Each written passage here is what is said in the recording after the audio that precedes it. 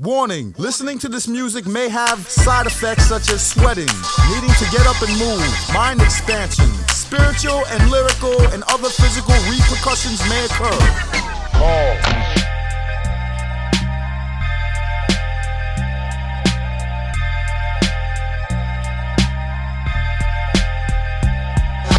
Vocalist from Oakland to Brooklyn, I bubbling, I rubber, then it's nothing if Azeem isn't one of them. Everybody stand up, put your fist up again, come up to the speakers, you can feel what you fucking with. Listen them headphone drugs y'all been missing, 10 dipped in LSD, the ink's tripping. When the haze clears, nothing is true. You play your music or is music playing you? There's a path to the future, walk on it and open them up. The music is the medicine. So let it in. Tell me, Azeem, get with him, cause that's what you need to do. Action. Yeah. What the fuck is good, everyone? I got one of my favorite artists, quite the hip hop hometown hero, through my life experience, and yeah, just learning so much from this brother's music and lyrics. Azeem, he's a mystical, satirical, lyrical, spiritual wordsmith, utilizing many styles and vocabulary with garage, opera, gravitas, gusto, sarcasm, wisdom, and notions toward higher living freedom as a vision teller, while also calling out the whack-ass and corrupted bullshit out there. And I'm so honored to have you on and speak with you personally, Azeem. How are you doing, man, out there in Singapore? I'm doing great, man. I'm doing great. I'm in. It's hot here every day. I'm on about my second or third year out here. I've been exploring Southeast Asia, Malaysia, Indonesia, Thailand. So Singapore is a great diving board for all of those places.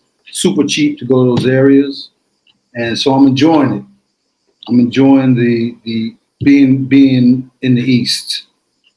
Hell yeah. And I had caught wind about that. Well, I've, seen a couple of your videos with your podcast, Gaptooth, right? And that's pretty cool. Yeah. Yeah. Some of your travels, and it's like, oh, wow, you're out there doing this and this. And I was like, cool, man. It looks like you might have caught an early retirement and just, living the life and all that stuff. Yet, lo and behold, like you put out some recent tracks, even an album with Ancient Astronauts back in like 2017. Mm-hmm. Like, that is such a magical collaboration right there. Holy smokes. And that whole that was fun. That was fun. I met those guys when we were on Ohm Records. I believe both of us, we were on Ohm Records, Zeph and Azeem, and I think Ancient Astronauts were either on the label or they were connected to the label. And that's how we linked up originally. We did a song with them. The Shining? The Shining, exactly. Wait, The Shining? Yeah, is that it? Yeah. No, that's the second song we did. There was a song before that. I remember it. It's a great song, actually. Anyway, so we decided to do something together. So I took a trip out to Cologne. They're based in Cologne, Germany. So I just went out to Cologne, Germany, and stayed out there for like a month's time, listening to the music every day and just writing it out. You know what I mean? I'd write it, record it. And in between, we just ate, hung out, partied, and explored and had fun. So it was a great trip. So that album is is me kind of stretching out a little bit, going to another place and doing some recording. Fuck yeah. And that album is like hearing that, I was like, wow, like really the skill and lyrics are like refined. And we were talking earlier about how, sharpen your sword and the accumulation of what you've, created in the past and all this stuff. And it's just, forging into more wisdom infused lyrics, I guess, if you will. And it's like, it seems like you've been a lyricist your whole life. More than just a poet, talk about slam poetry or spoken word and that kind of stuff. But could you tell us kind of like how you started like writing? Yeah. Oh, there you Yeah. Oh, by the way, just real quick, the name of the song, I had to look it up because it was killed. Yeah, It's called Oblivion. That's right. Yeah. Yeah, Fuck. Oblivion. Yeah. That was the one. I like that song better than The Shine, to be honest with you. Oh, word. But, I have that on some mix. I forget which one, but yeah. Yeah. Long story short, though, man. You know, I'm like an '80s kid. You know what I mean? And so, and of a certain subculture. Well, a lot of kids like you weren't supposed to cry. You know what I mean? Like you didn't cry. You had to hold it in. You know what I mean? And so I'm of that generation of boys and men who suppressed their emotions a lot. And when I would get into confrontations, I would get overly frustrated, and I would try to express myself, and I would have a loss for words. So I would get like violent, like I'd start breaking shit or want to fight and all type of like negative stuff. And then one day, for whatever reason, I wrote down how I felt instead of trying to express it like vocally. And when I wrote it down, it was just like it just all came out, and I saw it in my head, and I can put the words down. And so I got used to expressing myself in that way. Every time I get in an argument or a fight with somebody or some type of even a problem with a teacher, anything like that, I would just write them a letter. This is how I'm feeling. This is what happened. That's how I became a writer. Long story short, that's how I became a writer. Yeah. Wow, that's great. I love that. And it's it's interesting and kind of ironic. Like I was born in '83 myself, and growing up, I got to be, with the tough guys on the block or in the schoolyard or wherever, can't be a softie and all that stuff. Yet, decades later, listening to your music, it's like it's so profound and hard hitting. Like I've wept listening to your music, and like those tears of conviction, and like it just like moved my mind and my heart into better places, I guess. And also with some of your tracks, like What If and that kind of shit, it's just like just smacks you with the fucking truth and like exposing all the a lot of the bullshit, matrix, miasma. And I'm just like, God damn, like, how did this guy learn about these things? Like, how did he concoct these lyrics in such a way? Like, fuck, man. Like, that's, yeah, man. With that conviction you got, holy smokes, I was just like blown away. Like, fuck, man. Hats off. Bro, I don't even know how to thank you for that. Sometimes I'll get an email from somebody from Brazil. It'll be random, and it happens maybe once or twice, a couple times a year. And it always happens. It seems to always happen at a time where I'm kind of like, I don't know what to do. And some stranger will write me an email that says what you just said. Like, man, your lyrics really touched me. They helped me get through some things. And it always shocks me because I don't know, like for me, I never sat down and said, I'm going to write some political, spiritual, lyrical miracle. You know what I mean? These were just my thoughts. These were just my thoughts and the things that I like to think about, and it would come out in the work, or things that I was studying, things that I'm interested in. The things that I was studying, and I would say, wow, this shit is fascinating. And I would put it in my work. I remember I'll tell you a funny story. I saw that interview that David Icke did with Credo Mutwa, the Zulu guy, whatever. And you know what I'm talking about, right? And yeah, that's pretty old now, yeah. Yeah. And he was describing an experience that he had with some guy who had some like gray alien flesh, and they actually ate it. He was like, no, eat it. He didn't tell him what it was. The guy didn't tell him what it was, but they ate it. He said they went down into a dark hole. It was really dark. And he said, you have to eat it in the dark. There was this whole ceremony around eating this piece of gray alien flesh.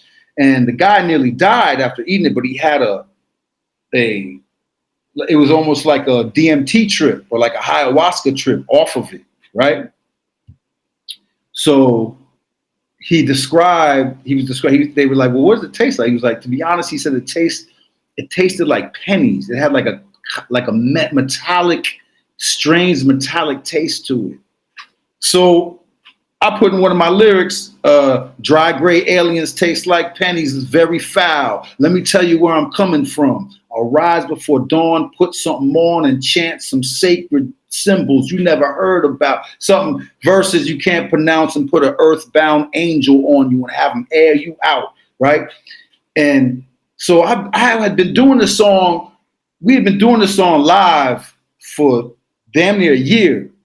And finally, my DJ was like, wait a minute. The producer was like, wait, you said what? What'd you say? I said, yeah, dry gray aliens taste like pennies. He's like, he got mad. Like, why are you putting that shit in the music? Nobody knows what you're talking about. What the fuck you talking about? Gray aliens? Why can't you talk about beamers and whips and bitches? Like, come on, man. And he got mad. Man, that's what I'm into, you know? So they got to look up the Dogon tribe and folks like them, you know? Yeah, exactly. So, but other than that, I think,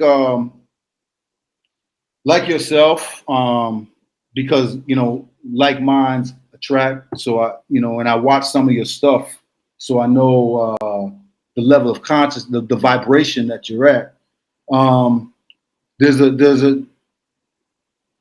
an element of guidance in there. For lack of a better word, you can call it God, creator, you can call it angels, you can call it higher self, infinite intelligence, whatever you want to call it. But I think, or I bear witness that there's always been something guiding me towards certain books and certain information and certain people and certain places. And have you beheld a pale horse? Oh yeah, that was a classic when I was. Yeah, it's like that's one of the most referenced books I've heard in like old school hip hop. Yeah. I'm from the era when that book was a classic. Everybody had a copy. Word up to Bill Cooper, if you will. Yeah, R.I.P. You know. Yeah. After that, it was David Icke's book, his first one. I forget what it was called, but that was another book that became something everybody. Because like these books went into the hood, like Behold the Pale Horse. It was like gangsters was reading that book. You know what I mean? Like it wasn't just on like the nerd academic spiritual level. Like it penetrated deep into the neighborhoods. You know. So some people believed it, some people didn't, but everybody kind of knew about it. And so. You were born in Jersey, I believe, and then you moved out to the West Coast, California, Oakland, something like that. My high school career, right? Yeah. From Jersey to Atlanta, from Atlanta to Los Angeles, from Los Angeles to Miami. That's high school. That's high school. All major cities, all in a crazy era. And then from Miami, at 17, I went to visit my brother in the Bay Area. He was going to college out there. I went to visit him. It was spring break. And I'm still on spring break. I never went home. I never went home, man. So yeah. And moving to the Bay Area, after living in all of those cities, all of those, you know, tough guy cities and all that stuff like that, I got to the Bay Area and I was like, this is home. Because it was, I guess it still is, an incubator for artists and for spirituality. You know what I mean? The Bay Area, especially the time when I grew up there, you know, 90s, it was magical. It was just magical, man. It was like no other city in the country. Hands down, it was like no other city in the country. It was so free, you know, and liberating, creative, and artistic. And so, that the Bay Area and especially Oakland is is where I became a man, you know, for sure. Yeah. Fuck yeah. And it's pretty heartbreaking to see how things have changed. It's almost unrecognizable in certain areas. And it's like beyond the gentrification, we got the Silicon Valley effect and whatever the heck, and inflation is beyond fucking belief, and taxation as well. Like, holy smokes. It's like, well, I think what they did and what they're doing is they flooded the population with people with people who were not from California, and it changed the energy, because once the population gets flooded with with people from Seattle and wherever the hell they all came from, they all came out to the Bay Area, and that's when the energy changed, and it stopped being like magical unity, everyone, because like there wasn't even a lot of racial problems. Like, you go to the parties out there, like there was nothing. But it's when it's really the gentrification highlights the class differences, which through the everyday man's filter looks like is racism. You know, it's really like not all of it is but with the gentrification, it makes because literally it happened when I was in Bed-Stuy in Brooklyn, and it began to get gentrified in the area I was in, and I felt like people were looking at me like, "What are you doing here?" Like, "Bitch, what am I doing here? What are you doing here? I've been here for you. What are you doing here?" You know what I'm saying? Y'all was never in Bed. Well, not recently. In the recent last 50, 70 years that weren't in Bed-Stuy. So and even I started to feel like it was racism, but I knew better. It wasn't really racism. It was just more like, hey, I'm paying $3,500 for rent. How are you paying how are you living next door to me?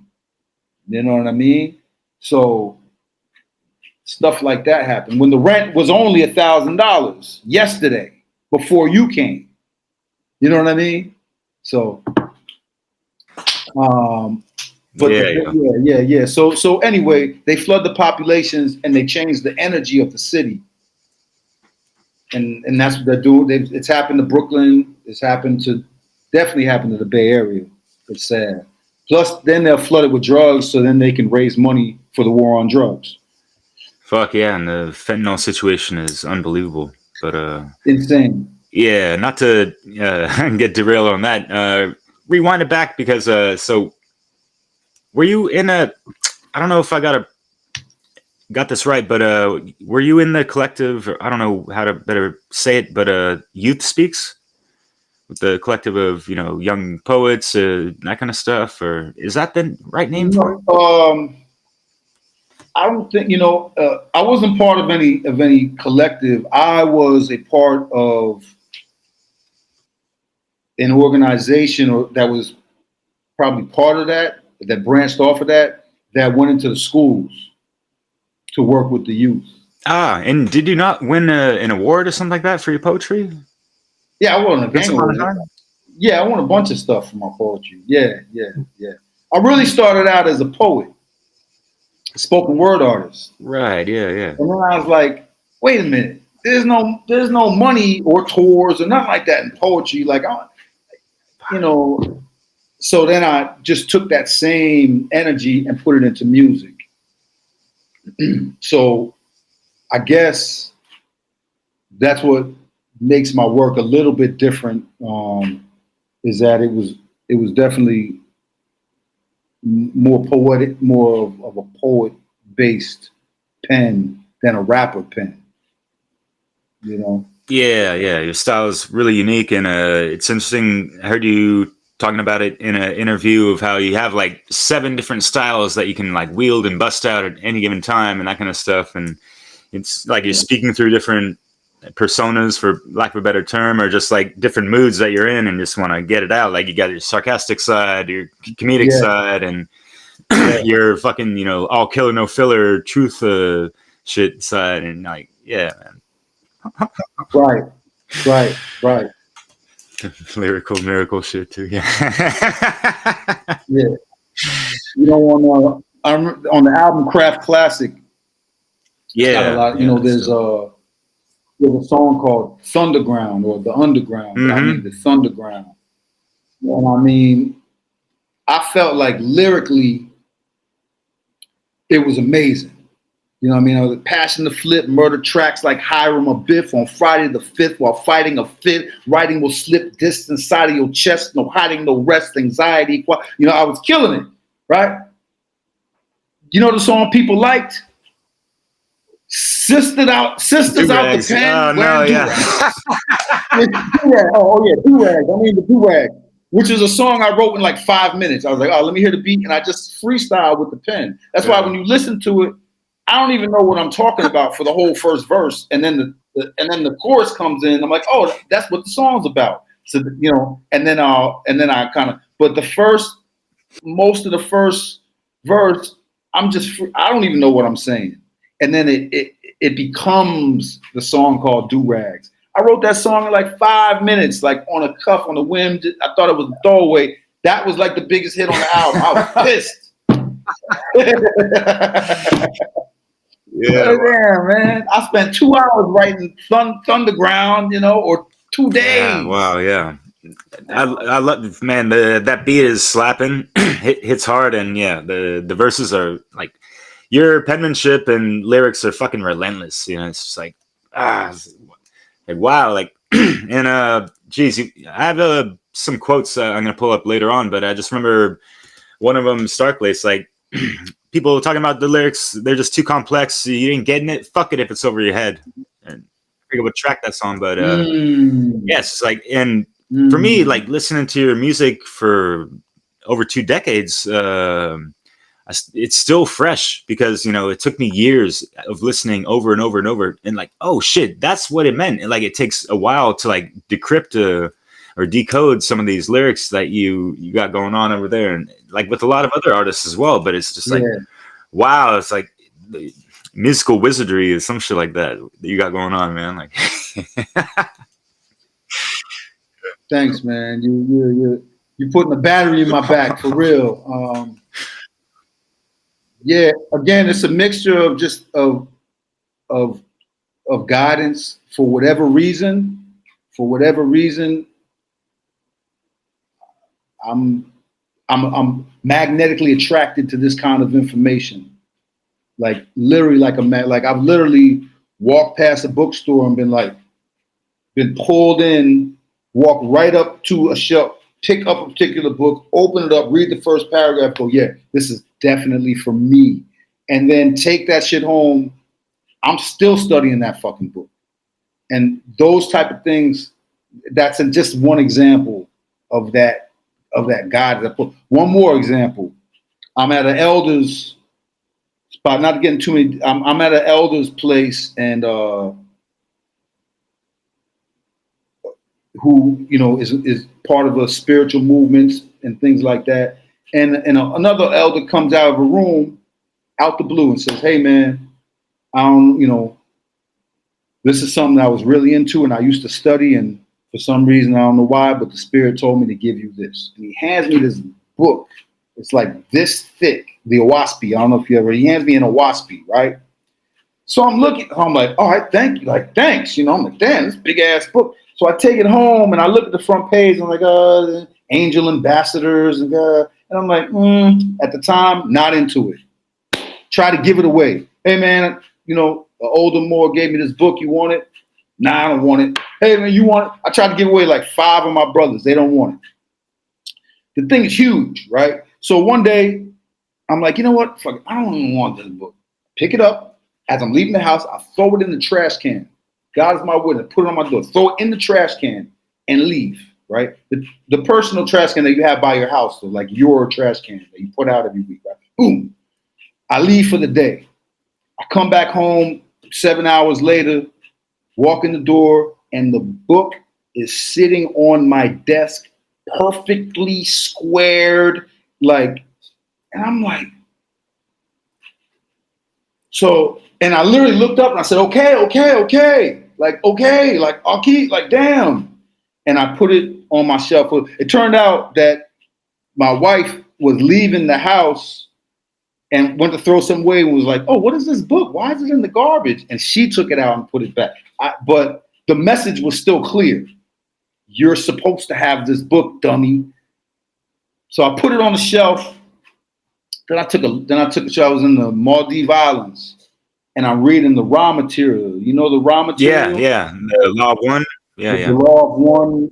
Yeah. Cool. So I'm reading that, and they're asking the questions to the entity, and then they ask it, who wrote the book called The OSP? And I'm like, wait, I got that book. That's the book that the elder gave me. And they're like, oh, this book was blah, blah, blah. And they give the history of how that book got channeled and revealed. And I was like, damn, I gotta get home. Like I was thousands of miles from home, and I was like, I gotta go home. I gotta get that book. And that's another book that I, every now and then I'll just crack it open and say, wow, man, this is some really heavy shit. So these things have been part of my life. These books have given me comfort, and solace, you know what I mean? And protected me, to be honest with you. The information has protected me. Fuck yeah. And just, it seems like you're operating from a good place of heart-based intelligence, and like having that alignment, you're magnetizing, things of that nature and stuff. And I have an interesting term I like to call it just like synchronicious moments, when just things just like happen coincidentally or whatever, right? And it's like meant for a reason. You magnetize this, whether subconsciously or not. And that's a really cool story. Oh wow. Yeah. Read the book finally. Yeah, right. Yeah, I'm always interested, especially kind of like pubescent or pre-internet days, how artists or anyone like learned things that we're still talking about today, and there's like umpteen thousand conspiracy videos on it now. But yeah, nah, man, it's in the books. You can once you have a strong foundation, then you can go to YouTube and internet and stuff like that. But if you don't come from that foundation of collecting the books and taking the time to digest the material, because it's one thing to watch a video on something or even a lecture, but when you're holding the information in your hand and you're digesting the material, it's different. You know what I mean? It becomes a part of you more, especially physical books, not the EPUB or physical books. Yeah, that's where the information is really still hiding. It's really still, or at least that's where the magic and the inspiration is. So I can maybe be able to find all the same information online, but there's not going to be any magic in somebody telling it to me. The magic is in me tracking it down and then sitting down with it and taking the time to absorb it. Wow, yeah. And to like take it a little further, I mean, just how the digitization and TikTokification of all this stuff going on, like what a fucking self-gratifying sensation across the nation with all this crap, right? It's so yeah, I'm thinking about as well with music, and now it's all about streaming and all this stuff. Where are the actual physical CDs, tape cassettes, like back in, you know what I mean? Like vinyl is still somewhat making a comeback and this and that, yet it's like boku bucks. Yeah. But that's not even right. It is, people realize that, that analog sound and just the putting the needle on the record and all of that stuff like that. You know what I mean? And or take the needle. I totally fucked that up. Take the needle off the record and stick your arm. Stick it in your arm. Yeah. I get chills every single fucking time I hear like that song and that verse, especially like even to this day, man. Like garage opera music. Holy fuck, man. Yeah. I think that's how I found out about you, possibly through that heavy off the Richter scale mixtape. Yeah. Records, Fanatic on beats, that kind of shit. Yeah, dude. Yeah. That's my brother, man. Fanatic is a great guy, man. Yeah, the Heavy Off the Richter. I can still see the cover in my head. Yeah, I don't remember what song I had on it, but I still see the cover on my head. I had a couple on there, right? They're floating around there, yeah. What was crazy was it was in an area. I was living in Oakland on Telegraph and 24th Street, and Fanatic lived right around the corner. And it was him. He had just put out. He was the first one to produce Planet Asia. So all these guys grew up together. DJ Design, Madlib, Fanatic, the Architect, Foreign Legion, all these Stone's Throw, Chris, not Madlib, sorry, not Madlib, Chris, what's his name, who created Stone's Throw Records, what Madlib and everybody was signed to. So all these guys went to high school together. So obviously I wasn't going to high school at that time with them, but I moved and Fanatic lived right around the corner. So somehow we linked up. I don't remember exactly how we met, but it was right at the time when he got a distribution deal. So he just came and knocked on my door one day. He was like, hey man, listen, I got this distribution deal. You know, it's international distribution. And they didn't really give me much. I'm going to produce a bunch of albums. He named like 5 or 6 groups. He's like, I want you to be one of them. I didn't get much, but you know, I think it was like he was like, here's $1,000 that I can just give you up front right now to just, and I was like, hell yeah. Like that was more money than I had ever made on music, you know? So, I started waking up. For me, I'm an extreme morning person. So I recorded Garage Opera at 5 and 6 a.m., mostly before the sun came up, around the corner from the house at Fanatics. I just wake up mad early and just go, we just turn it on, and I just be spitting 5:30 in the morning going at it. But that was the time, that's such a creative time for me, that time of day. And he was like, fuck it, all right, I'll do it.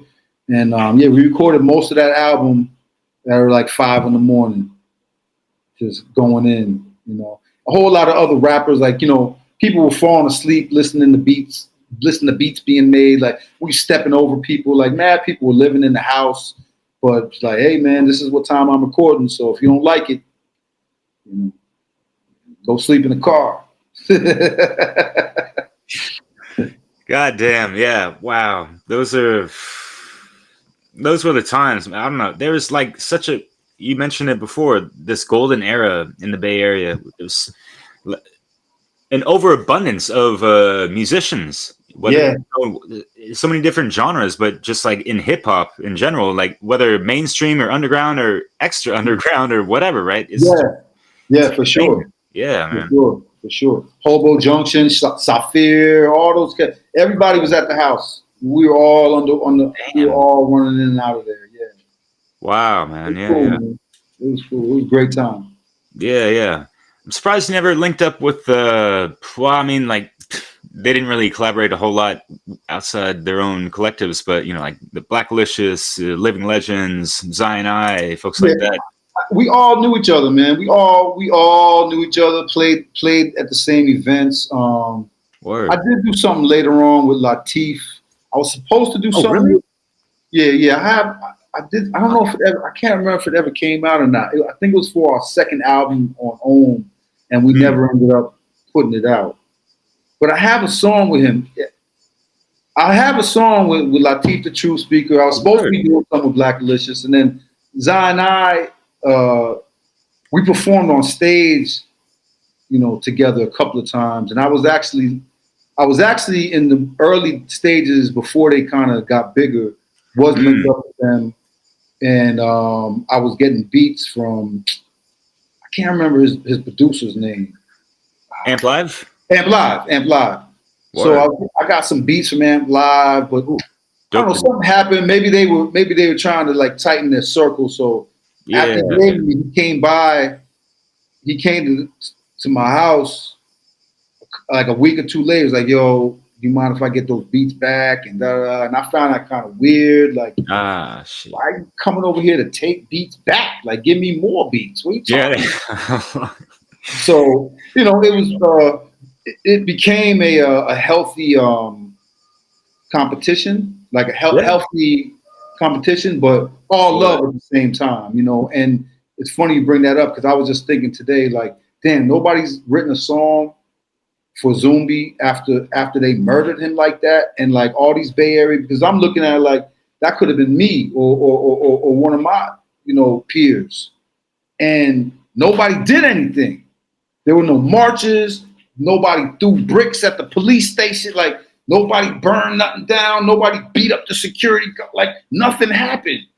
And I'm still mad at that. And Zumi and I, again, we knew each other. We respected each other. We weren't necessarily friends. You know what I mean? But no distance, you know.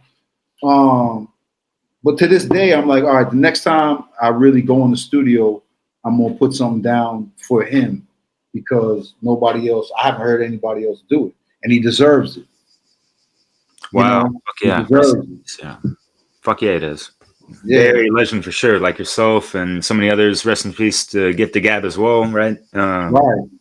So the official story of Zumbi passing away is nothing like what you're alluding to. I don't know. What do you mean the official story? What are you talking about? Him passing away. What was story health do you related. know? Huh? Thought it was just something health related.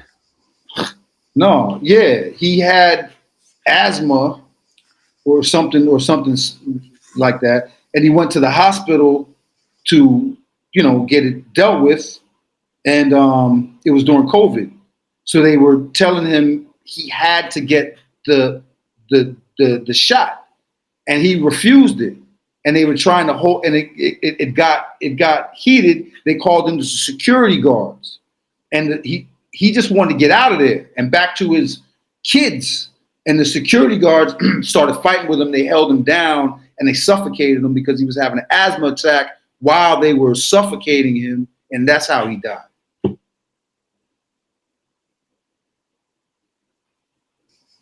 God damn, man. You know, may God, you know, bless him and protect him and protect his family. You know. Fuck yeah. Yeah, man. Like him, yourself, and some other Bay Area legends, and like consider you guys like the hometown hip hop heroes, you know, and y'all have been foundational in the 130 plus music mixes that I've created since 2012. I got my spiritual awakening and stuff, and listening to music like yourselves, that was part of the catalyst to that, because you guys are talking about stuff that, you know, I never really gave myself the proper time to look into myself. And I was like hearing all this stuff that you guys are talking about, being on that path of just like, all right, yeah, the government's full of bullshit. Yeah, that's kind of obvious. And like the media and what they be feeding you and all that jazz aside, like, but y'all are getting more into esoteric information. I'm like, yeah, I'm not too familiar with the Illuminati or Masonry and all that stuff. I got to go deeper, like sometime eventually. So yeah, man, like then the rabbit holes come, you know, shoot down, and yeah, man. But that's the thing. That's what I mean about the guidance, because you didn't need much. You just had to hear some words and some concepts. Say, hey, what are they talking? So I sense something there. I feel like I should know that, you know. And then you started, and then that's it. You jump off the cliff, and you know what I mean. And because the information is endless, the knowledge is literally infinite. You know, it's just what direction you want to put your focus.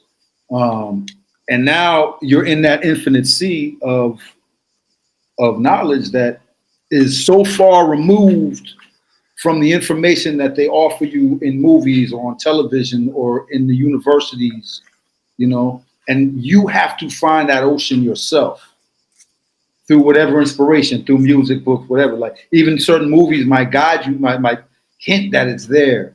But once you find it, that's it. You're on a lifelong journey, you know, and it changes you, and evolves you, you know. in a way that school or TV or movie or whatever, or church can't.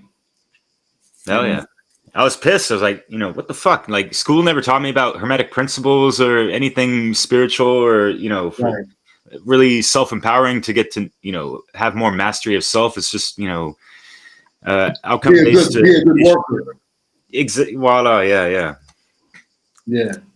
Thanks a lot, Rothschilds and other folks that kind of embedded that system in America. And Yeah. the Prussia communist way of things sometimes. But yeah, anyways. What's up with California, by the way? No, just kidding. When was the last time you were there, by the way? Where? Cali? Yeah. When was I out there with Bass Nectar? Like about a year or two ago? Say Bass Nectar? About a year or two ago. Yeah. He's a friend of mine. I've done a lot of stuff, like back when he was just Lauren, before he was even, and,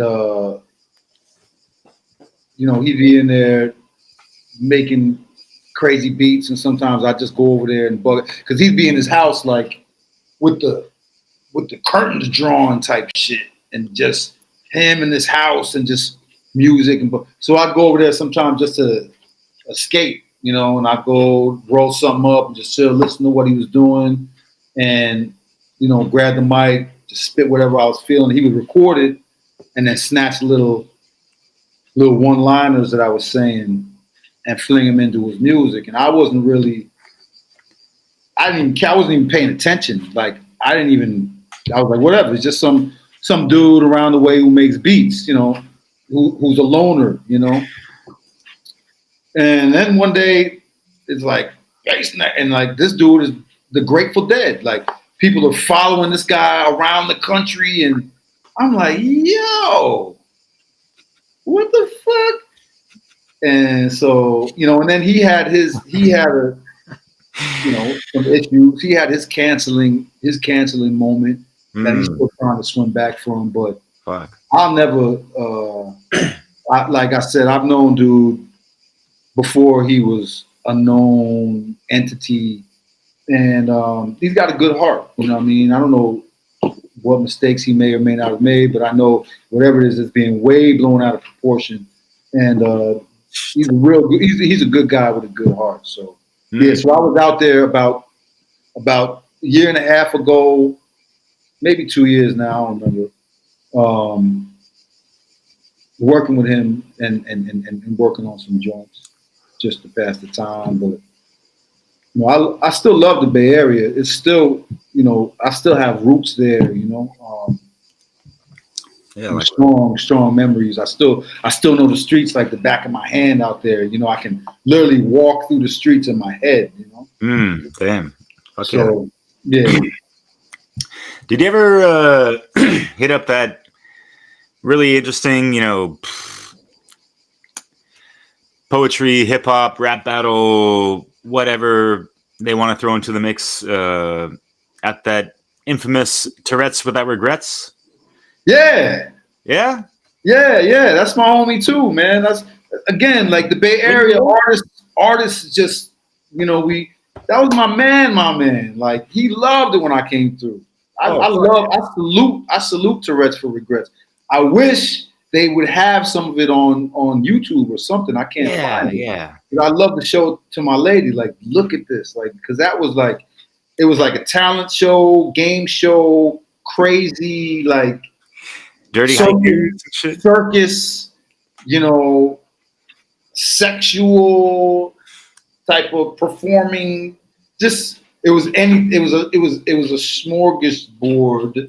smorgasbord of mad things, mad things at once, and it all worked.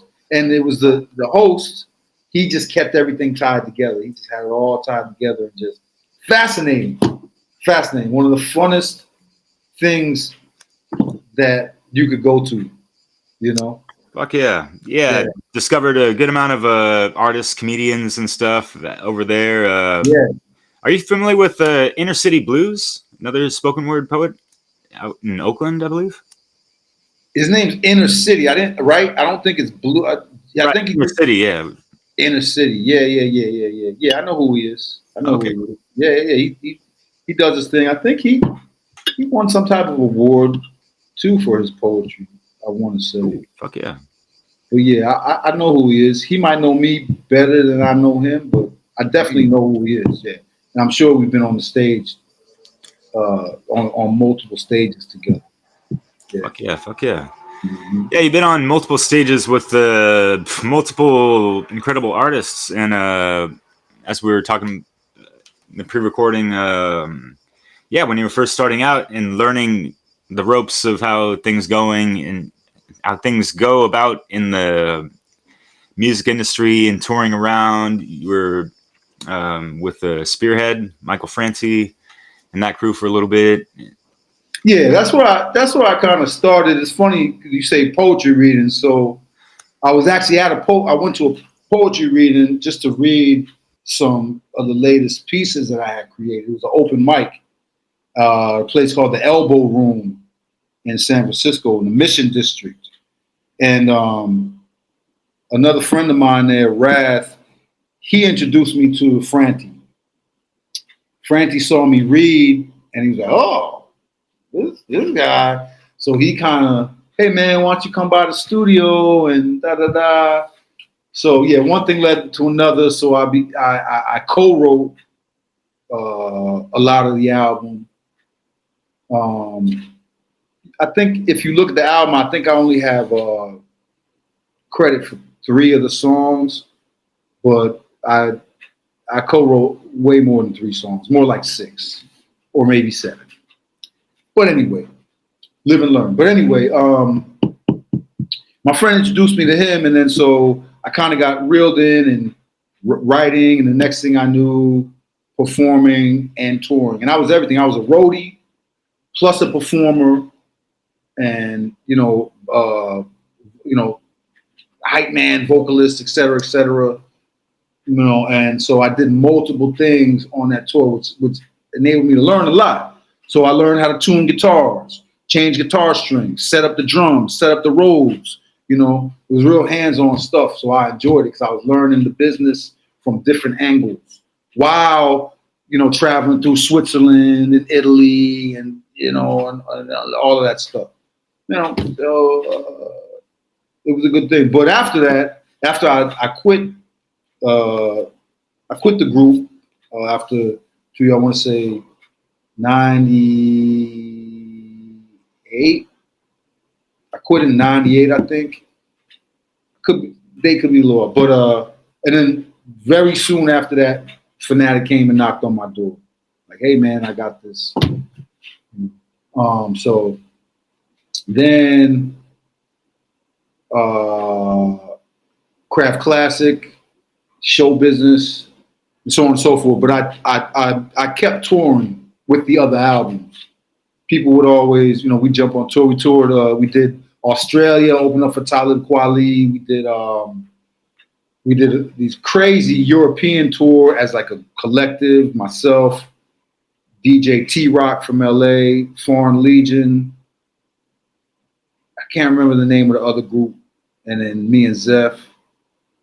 So yeah, we still did a lot of touring after, but that's where I started, was working with Franti, yeah, who actually lives out here in Southeast Asia now too. He's got a spot in Bali. I haven't gone to visit. One of these days I'm gonna pop up on him. Oh yeah, yeah. Reminisce on good times and whatever. Cheers, brother. Wow, yeah, and around that time of Show Business, and then you and Zeph linked up. I think wasn't he the DJ for Variable Units? Also, yeah. You guys had the Mayhem Mystics, and that was that was monumental in my life. That album, and like a decade later, I realized, like, oh shit, you guys had a B-sides album to that, like, yeah. Fuck, man, like, it's a humbling thing, and it's a bittersweet moment when you have these artists you really like, and you thought you covered their whole catalog, but you slept on some other shit. Yeah, that is though. Yeah, I know that feeling. That is good. Yeah, but you were really blowing up. I mean, you had features with DNA Beats, Colossus, and all these things. You know, at this, it seemed like you were apexing over there in the Bay and stuff, and you were getting more popular and stuff. It was really Yeah, great to see that, man. Especially from just like underground scene and all that stuff. It's not easy, especially like the healthy competition, like you're talking about, right? yeah. I had a few moments that I myself fumbled that I look back and think, wow, if I would have taken that seriously or done that properly, it would have elevated my career. So I had a few of those, which are just natural mistakes, you know. But I also couldn't help but feel like I was being excluded from the conversation. So because take Zion I, like we both started around the same time in the same places, same venues, same clubs. But then suddenly they started to go up notches, and I'm like, well, what's the difference between me and them? I don't see much. As a matter of fact, I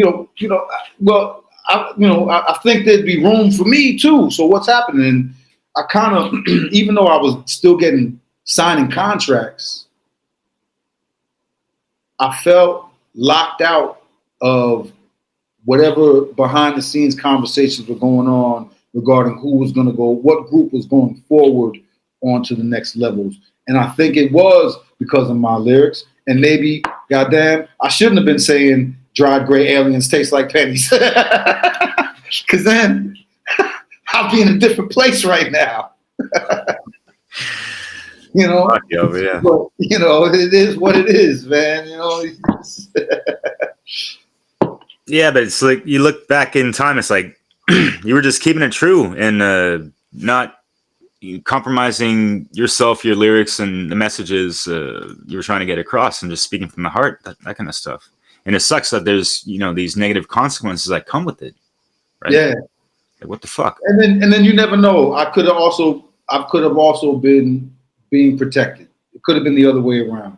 Maybe whatever was guiding me toward the end also didn't want me too far within this industry where I would have lost myself. Because at that age, if you would have given me $100,000 just cash for some touring or whatever, I was going to blow that shit immediately on nothing good for me.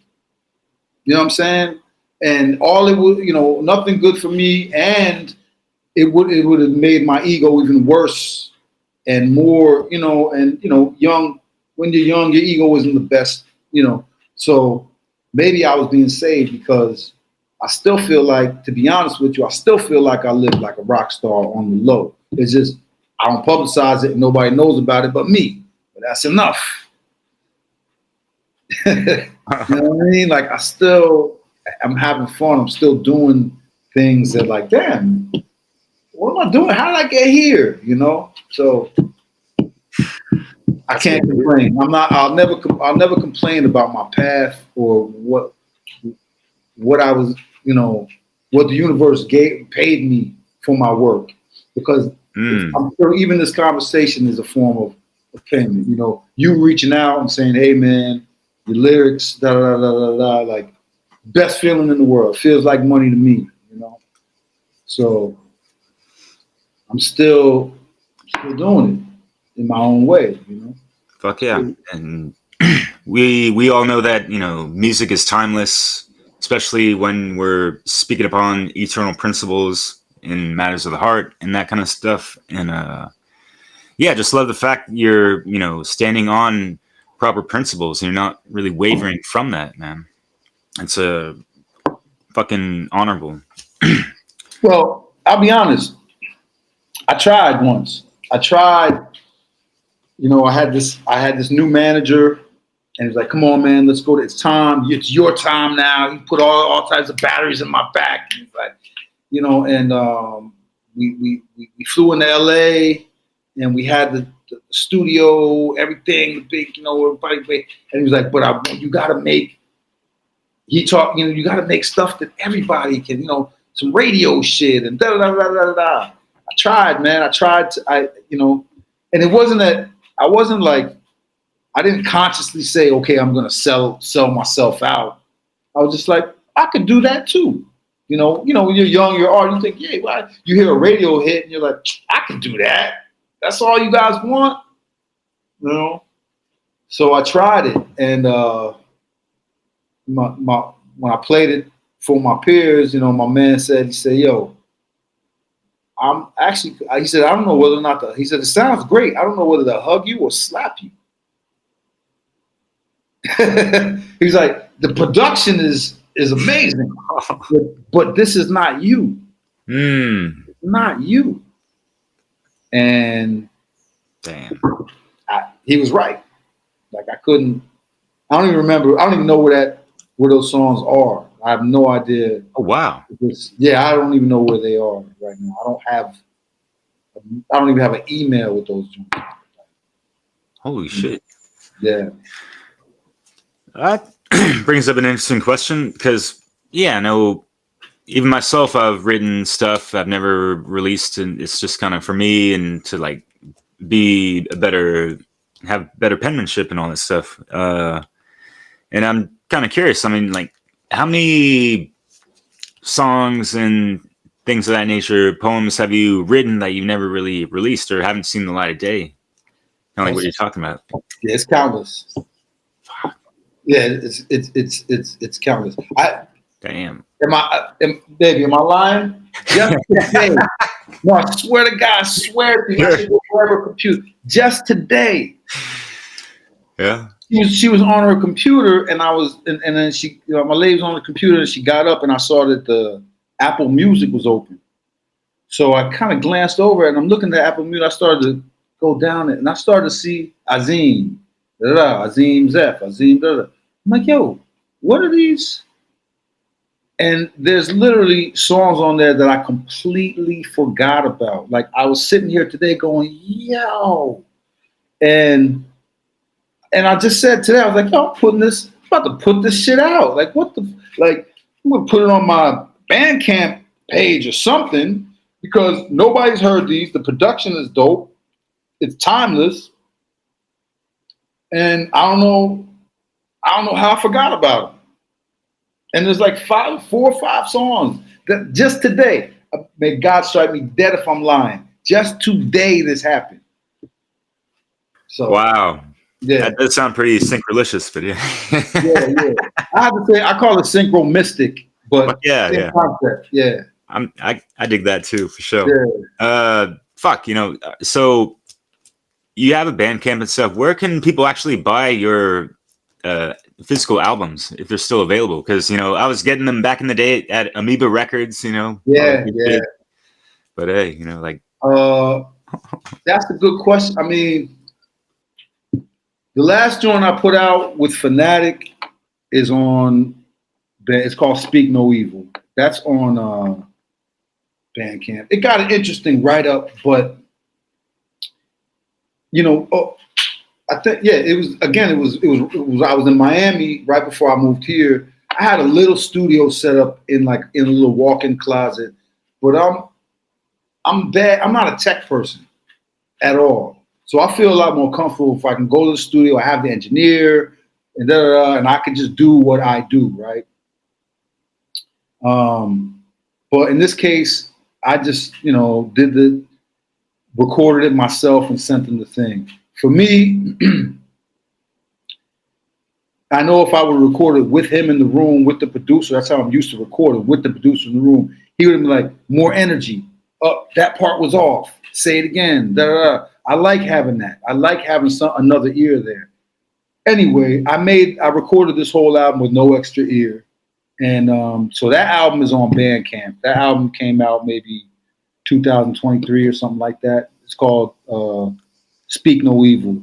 And there's some joints on there that I really like. And it's kind of like I was trying to make a Garage Opera Part 2. That was the idea, because after all of this journey of all these different labels and albums, I circled back to an album fully produced by Fanatic. So it's kind of sandwiched, you know what I mean? Went right back to my origins, so to speak. Which is a dope idea. I love the idea and everything. I just wish I would have went to the Bay to record it, to really get that energy that we had back then. But I was in Miami, just recording in a hot closet. But anyway, I don't know why I brought that. Why we brought that up. Oh yeah, so Bandcamp has that on there. As far as the other albums, I don't know, man. It was a weird time, like when things went from physical to digital. Like I had a gang of albums and CDs and stuff, but I moved around so much, I lost a lot of the physical stuff. I have copies, to prove that I did it, but I'm not sitting on 100 albums of this and 100 albums of that, anymore. And the way the industry tried to chew me up and spit me out, and the way I've been robbed, not to be negative about it, because I'm still thankful for the experience, but the way I was robbed by the industry left such a sour taste in my mouth. I didn't even know what to, so many different labels. I didn't really even know what to do. The only album that I fully 100% own is Craft Classic. I own publishing. I own all the rights 100% on that record. And so that's something that I can put back out, that I need to upload and put out and things like that. I mean, I'll put them all on. I don't really care. Because Mayhem Mystics, that label doesn't exist anymore. So I own that too, as far as I'm concerned. But I don't know, man. Find my albums wherever you can, to be honest. Like, I don't really, if you want to contact me, anybody who's listening wants to email me, or the poet Azeem at Gmail, or holler at me on Instagram, the poet Azeem. I can track some stuff down and get it to you one way or another. But fuck yeah. Yeah. Just don't need to cry Shakespeare tears about it, right? Right, exactly. Dope track, by the way. Yeah. I like that song. Yeah. So you have heard that album. So you're up on that one too. Oh, okay. Yeah. Only like in recent times, like a little sporadically, so I don't have recollection of certain tracks aside from that, and especially lyrics, but. I'll try to think of some joints. I'll try to send you some joints that are kind of obscure, some features and things like that. Oh man, please. And stuff like that. Yeah, I'll lace you, man. And some of the stuff that I even found, I'll give you 1 or 2 exclusives of some of the things that I found on the computer that nobody's heard. No way. Yeah, man, I got you. I got you, bro.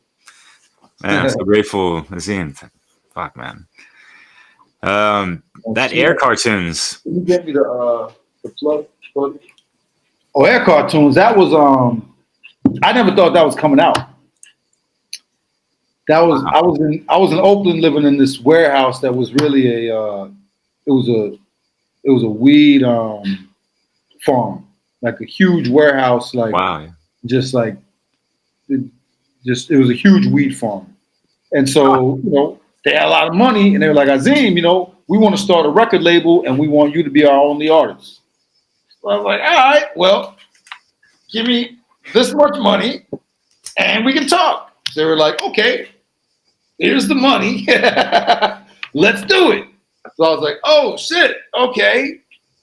All right, let's do it. Let me give me some beats. So I'll find some beats, however you guys want to, So they were more into like underground, like tech, hardcore type of, instrumental type of shit. So that's why the music on there is kind of, some of it is real different. And then some of it, I went to my own people and said, yo, I need a beat.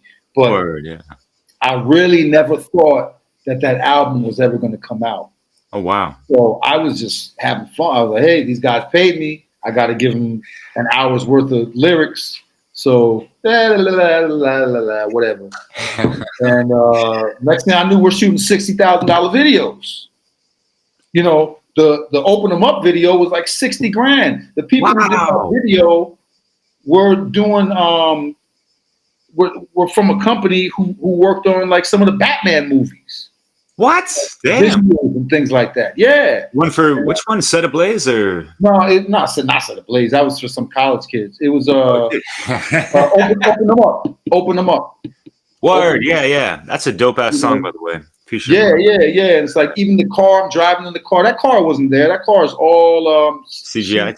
CGI and stuff. Yeah. And just the way they shot that, because they blended New York and San Francisco together as one city.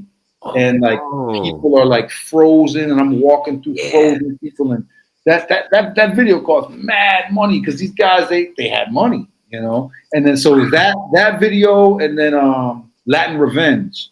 Yeah. Latin Revenge, like cartoon, but that video cost mad money. And so I'm like, oh shit, bananas. this album is coming out. Uh-oh.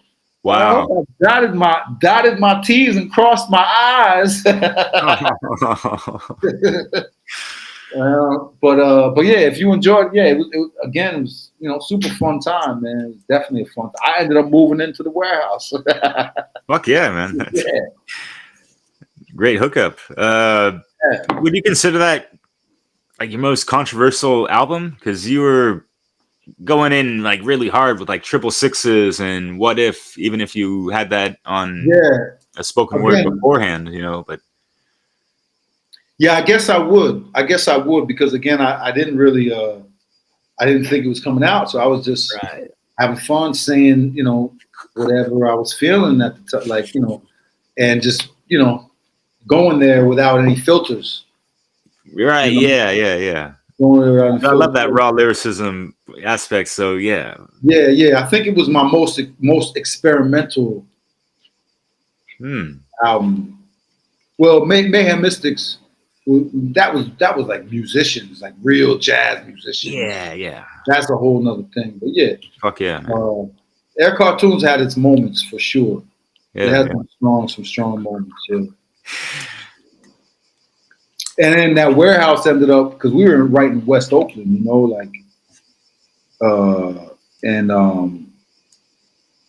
they ended like some guy moved in, started growing, and was filtering the scent of his grow house out into Myrtle Street, but they called it Murder Street. And so these cats is, like, why does our block smell like fucking, Bob Marley's house all of a sudden? So then, in the middle of 2, 3 in the morning, cats are coming in with ski masks on and AK-47s and shotguns, kicking in doors in the warehouse, holding people hostage to open doors, and all kinds of crazy shit like that started happening. And, they call, the cops would call once or twice, and the cops would show up, like, on some clear, like all of that, because the place was huge. It's hard to describe how big. The warehouse, they used to fix Greyhound buses in it. There used to be a place where they fixed Greyhound buses. And it got turned into like just a commune, like crazy maze of places. So the cops would come and be like, listen, we smell it too. We smell it, they smell it. As long as you guys are growing in here, they're going to come. There's nothing you can do about it.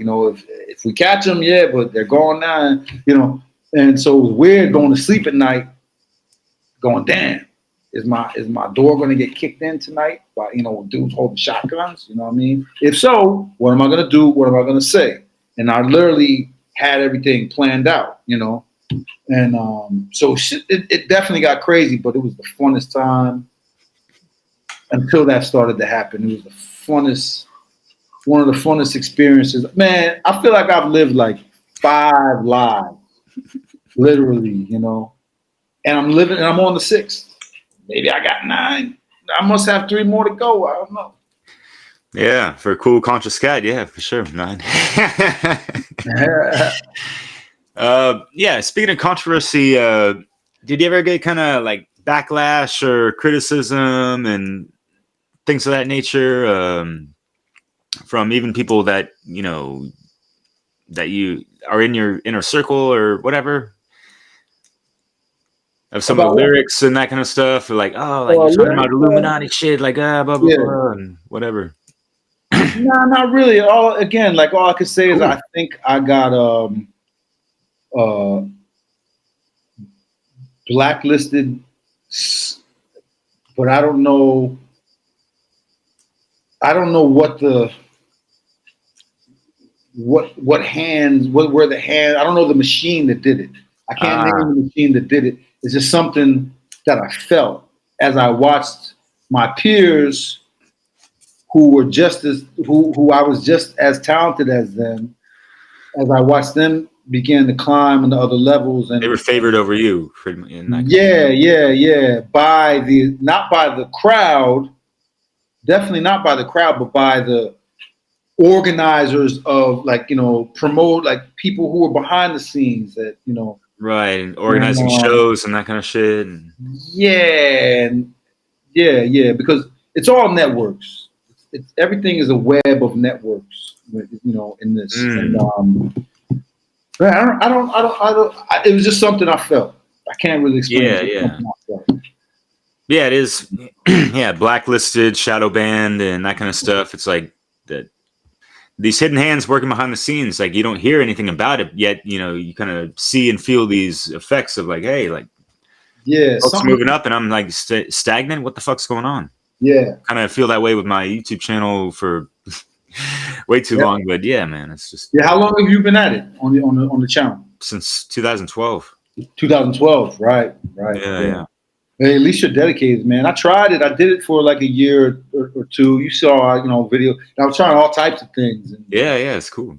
It's cool, but I lost the fire to keep doing it. And I don't want to do it for the wrong reason. See, because at least you have a focus. You're like, okay, I'm doing everything based around this idea. I didn't really have that focus. Like, hey, here's me eating some Indian food. Hey, everybody, this is Indian food. Okay, talk to you later. And like, what am I really doing? You know what I mean? It's cool, but yeah. Yeah. So I just stopped. Like, I stop. If I get a focus again, which I'm trying to think of something that matches me, but will also be able to, reach out to more people, then I'll think about diving back into it. But right now, I leave the videos up there because it's just, people want to stumble upon them. It's whatever. Yeah, but, yeah. So I salute you for sticking to it, man. Just stick with it, man. Keep going. Yeah, you know what I mean? Keep going. And if there's anything I could do to help, let me know. You know what I mean? Well, much appreciated, brother. Yeah, I mean, if you want to put this video on your channel or something like that, that'd be fucking. Oh, for sure. Yeah, that'd be great. Yeah, no doubt. I'll put it up. Fuck yeah, man. Honored and flattered, but I don't want to take up all your time, but yeah, we're only like an hour and 10 minutes into it. If you're good for 2, that's cool. If not, no worries. A little more time.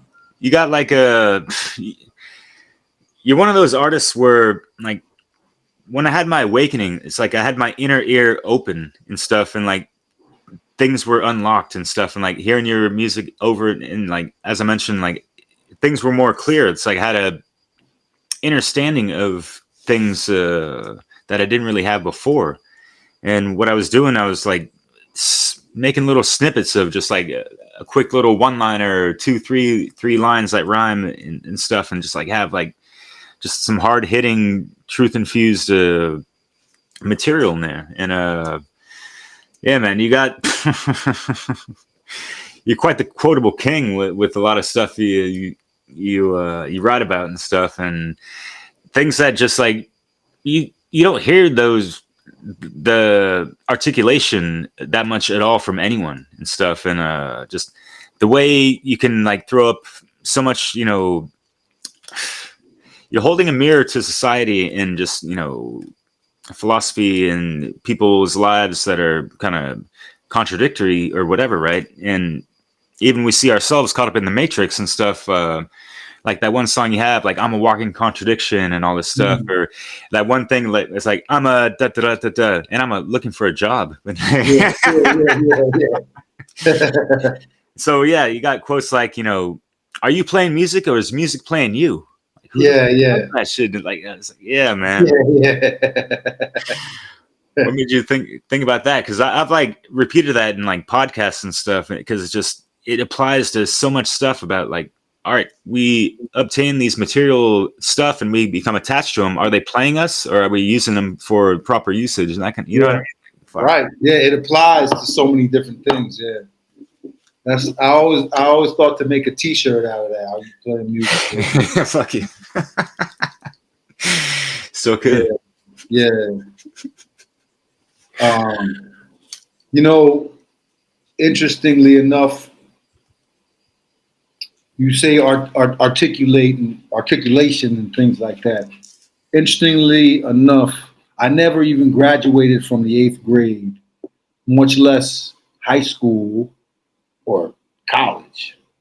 Like I never graduated from anything. Not even the lowest of. Again, the youngest of 8 kids in the house. You tend to get. They're like, hey, he'll be all right. You know, you're the first kid there. Oh, what are you? But hey, where's he? You know, my brother got his ass kicked for smoking. But when I got caught smoking at the same age, they were like, whatever. You know, so it's really back to that magnetic attraction to the information and the philosophy and the histories that gave me my articulation and my vocabulary.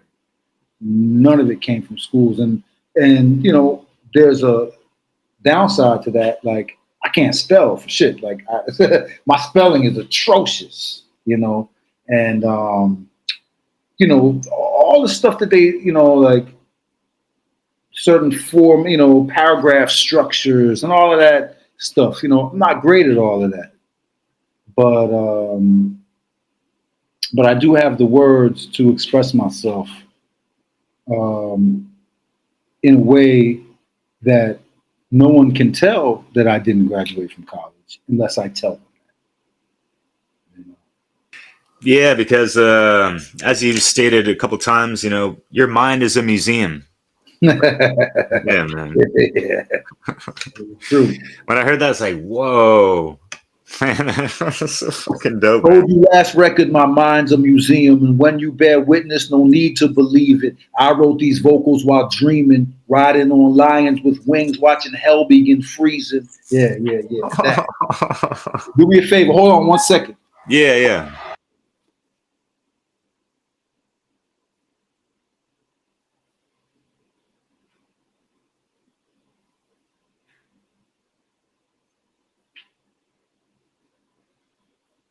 All right, I'm back.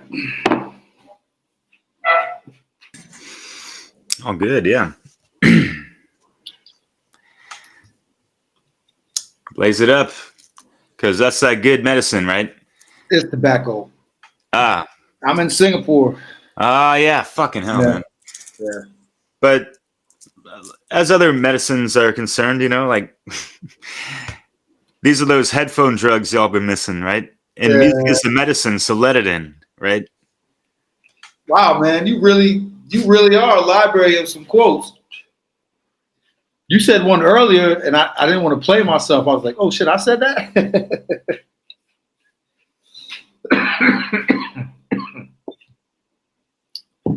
Yeah. Oh, I can't hear you.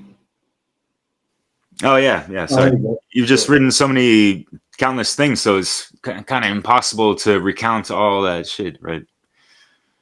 I had a moment, like a spurt of creative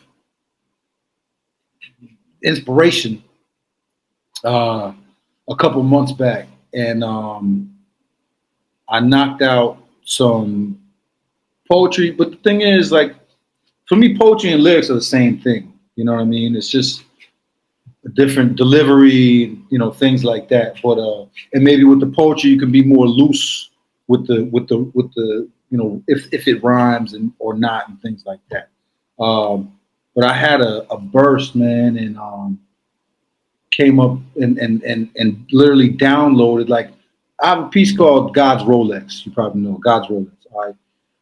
That when I was done, when I finished writing that, I couldn't believe, like, I was like, I didn't write this. I told, like, this is my poem, this is my piece, but I didn't write it. It came to me, you know. because it had stuff in it that I didn't even know I knew.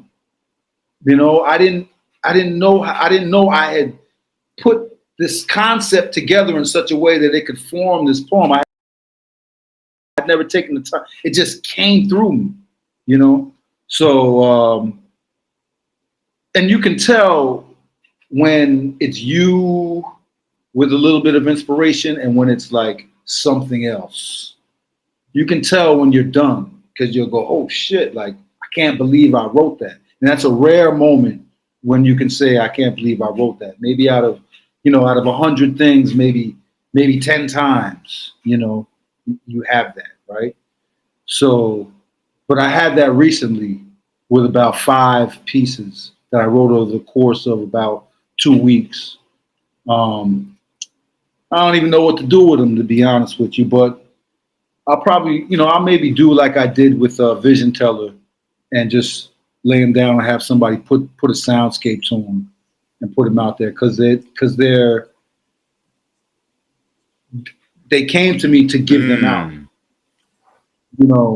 not to give them out because people like you receive them and know what I'm saying, and so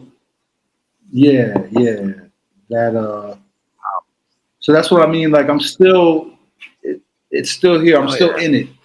I'm just not. I'm not chasing it anymore. I'm not chasing a career. But hey, man, you didn't have to write these lyrics down. They occurred to you. They occurred to me. Yeah. Wait. How do you know that? Tattoo surgery, something burgundy. Y'all ain't serving me. I didn't have to write these lyrics down. They occurred to me. Something like that. That verse. No, my 33rd degree Illuminati agents are not serving me. I'm so charged with the force. My skin tone looks burgundy. Inner eternity, the date, that's just a word to me. I ain't have to write these lyrics down. They occurred to me. I study legends, but some myths are just absurd to me. I fly as if I'm Icarus. The sun just isn't burning me. Come back like I'm Prometheus with light for all the world to see. That must be why a couple times the devil tried to murder me, which is true. But I don't think that's not on Mayhem Mystics, blood. I thought it's on Liberation. No, I have no idea. Is that in the song Liberation? No.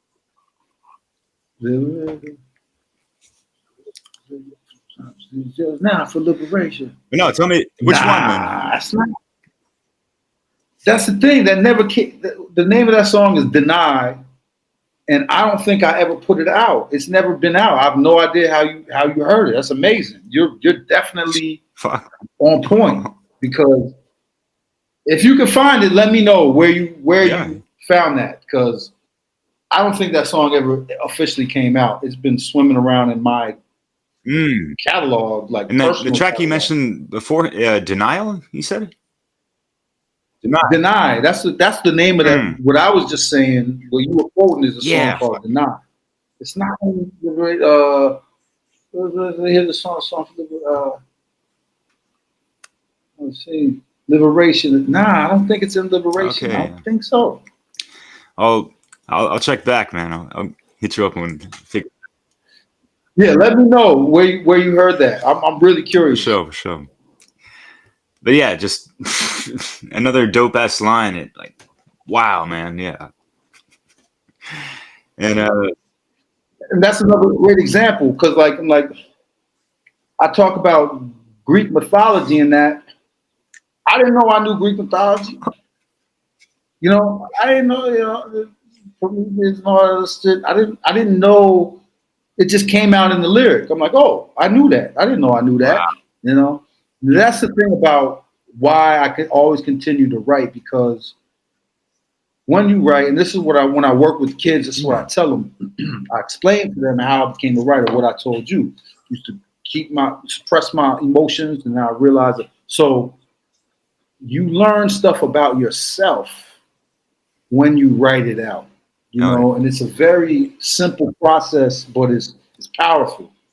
You learn stuff about yourself. It's how you can get to know yourself better by writing things out. at least for me, everybody learns different, right?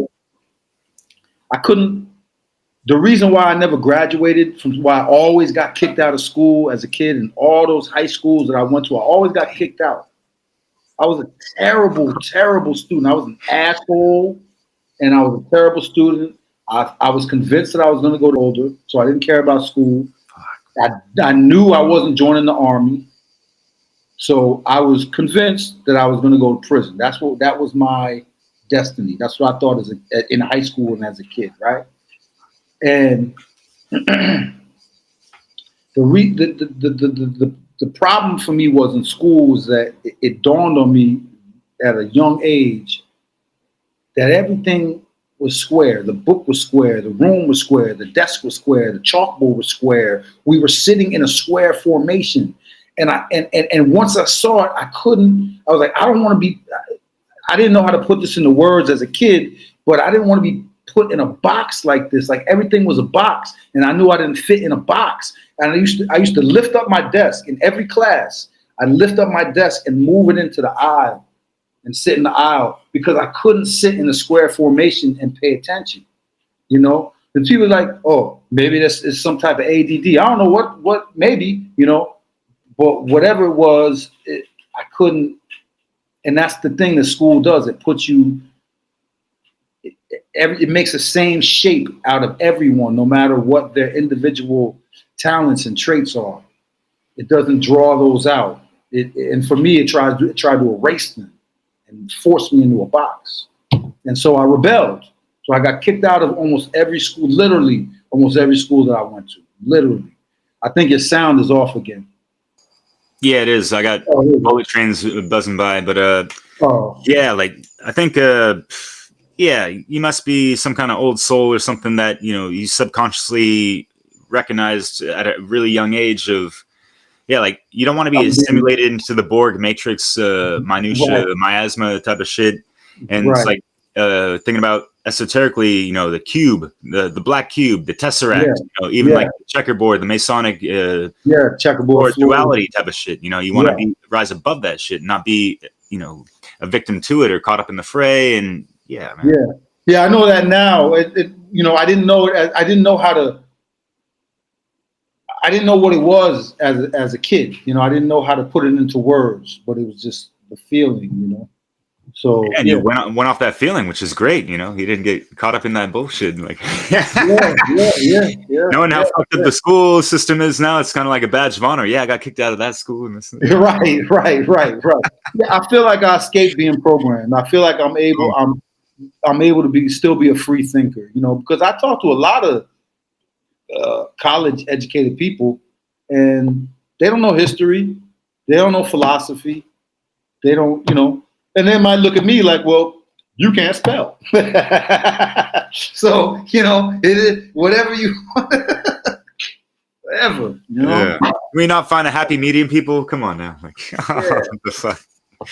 Yeah, the academia, egg-headed side of things, like overly imbalanced with the, you know, super logic and stuff, not really tapping into that, you know, the right side of the brain, if you will, and that kind of shit, you know? Right. Which is what school is, you know, people are, that's what's imbalancing people, I think, as well, the whole academia side and kind of stunting creativity and imagination. Yeah, man. Yeah. It's unfortunate, man.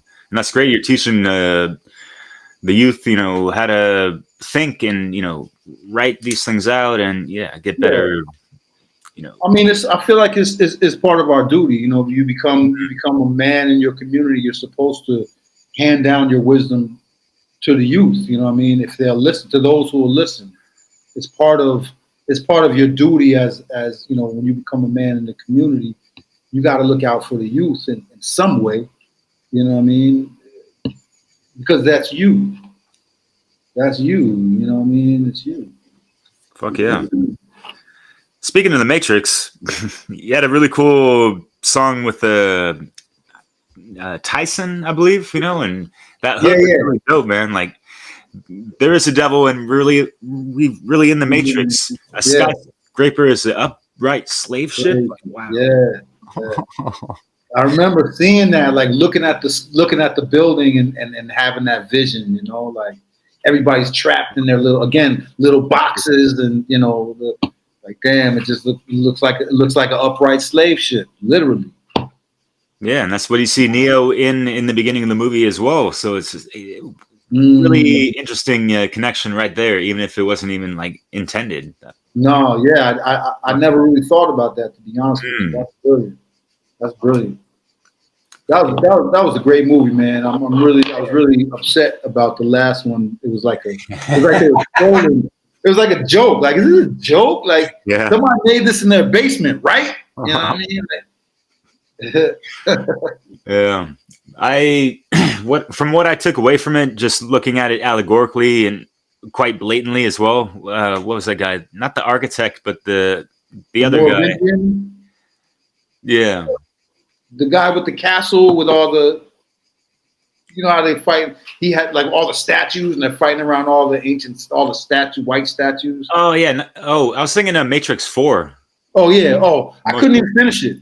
I watched about the first like 20 minutes. I was like, man, I can't even. Oh wow, damn, yeah. Should I go? Should I? Yeah, check it out, because the main antagonist, he just blurts out like the most obvious things that are happening, from the elites to us type of stuff. And when I mean elites, I'm talking about elite pieces of shit, Like, yeah. I'll give it. I'll check it out. I'll check it out since you said that, because I only watched like 10, 15 minutes of it. Ah, okay. And fuck, man. I might have to supplement you with a really great breakdown, and then watching the movie after you see that, you'd be like, oh wow, okay. You see the decoded things and stuff in real time and everything. Not from Mark Passio. I don't know if you're familiar with his works, but he decoded the Matrix trilogy as well as the fourth one, and they're like really, really good. Oh, dope. All right. I'm gonna look at, what's his name? Mark what? Mark Passio.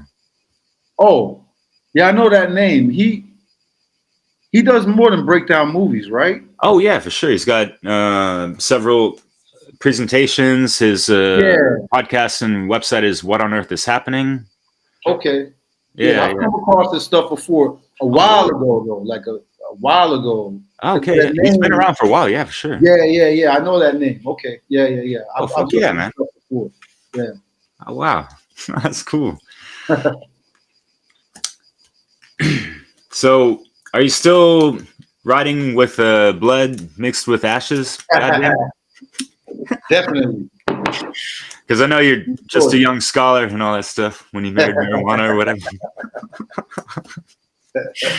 Sorry, man. I'm not trying to flatter you with all these references and stuff, but yeah, a lot of stuff is still fresh in my mind and stuff, even just not even preparing for the stuff. But yeah, just like having your music with me, especially on my travels. And like music has been my best friend, especially moving to France back in 2010 when I was like getting married and all that stuff.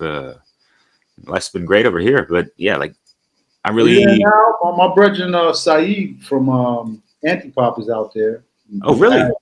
Yeah, he's in Paris. Oh shit! He's been there for a while. Oh damn!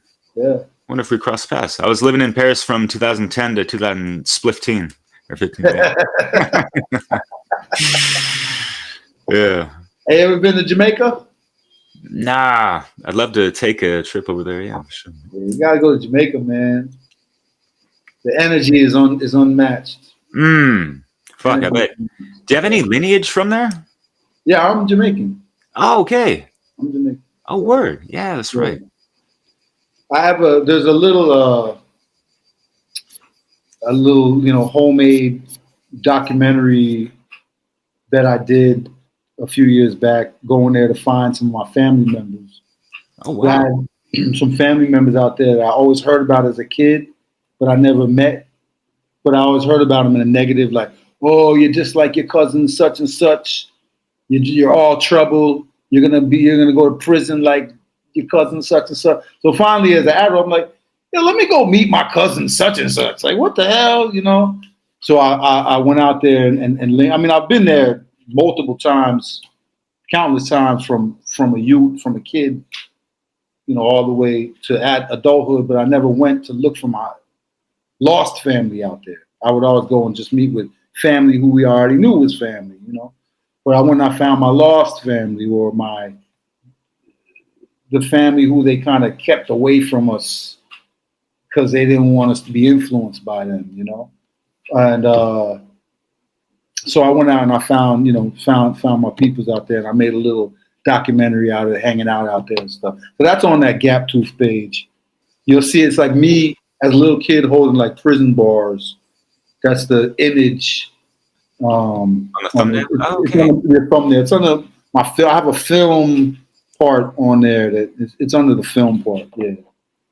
So yeah, I'll definitely check that out, man. Fuck. Yeah, it's fun. Were they like? Did you see them as like some of the black sheep of the family? That kind of stuff? Black sheep. Yeah. And I was also a black sheep. So the last thing my parents wanted to do was put us together, you know. So that's the bad influence. Oh yeah, I got you. Yeah.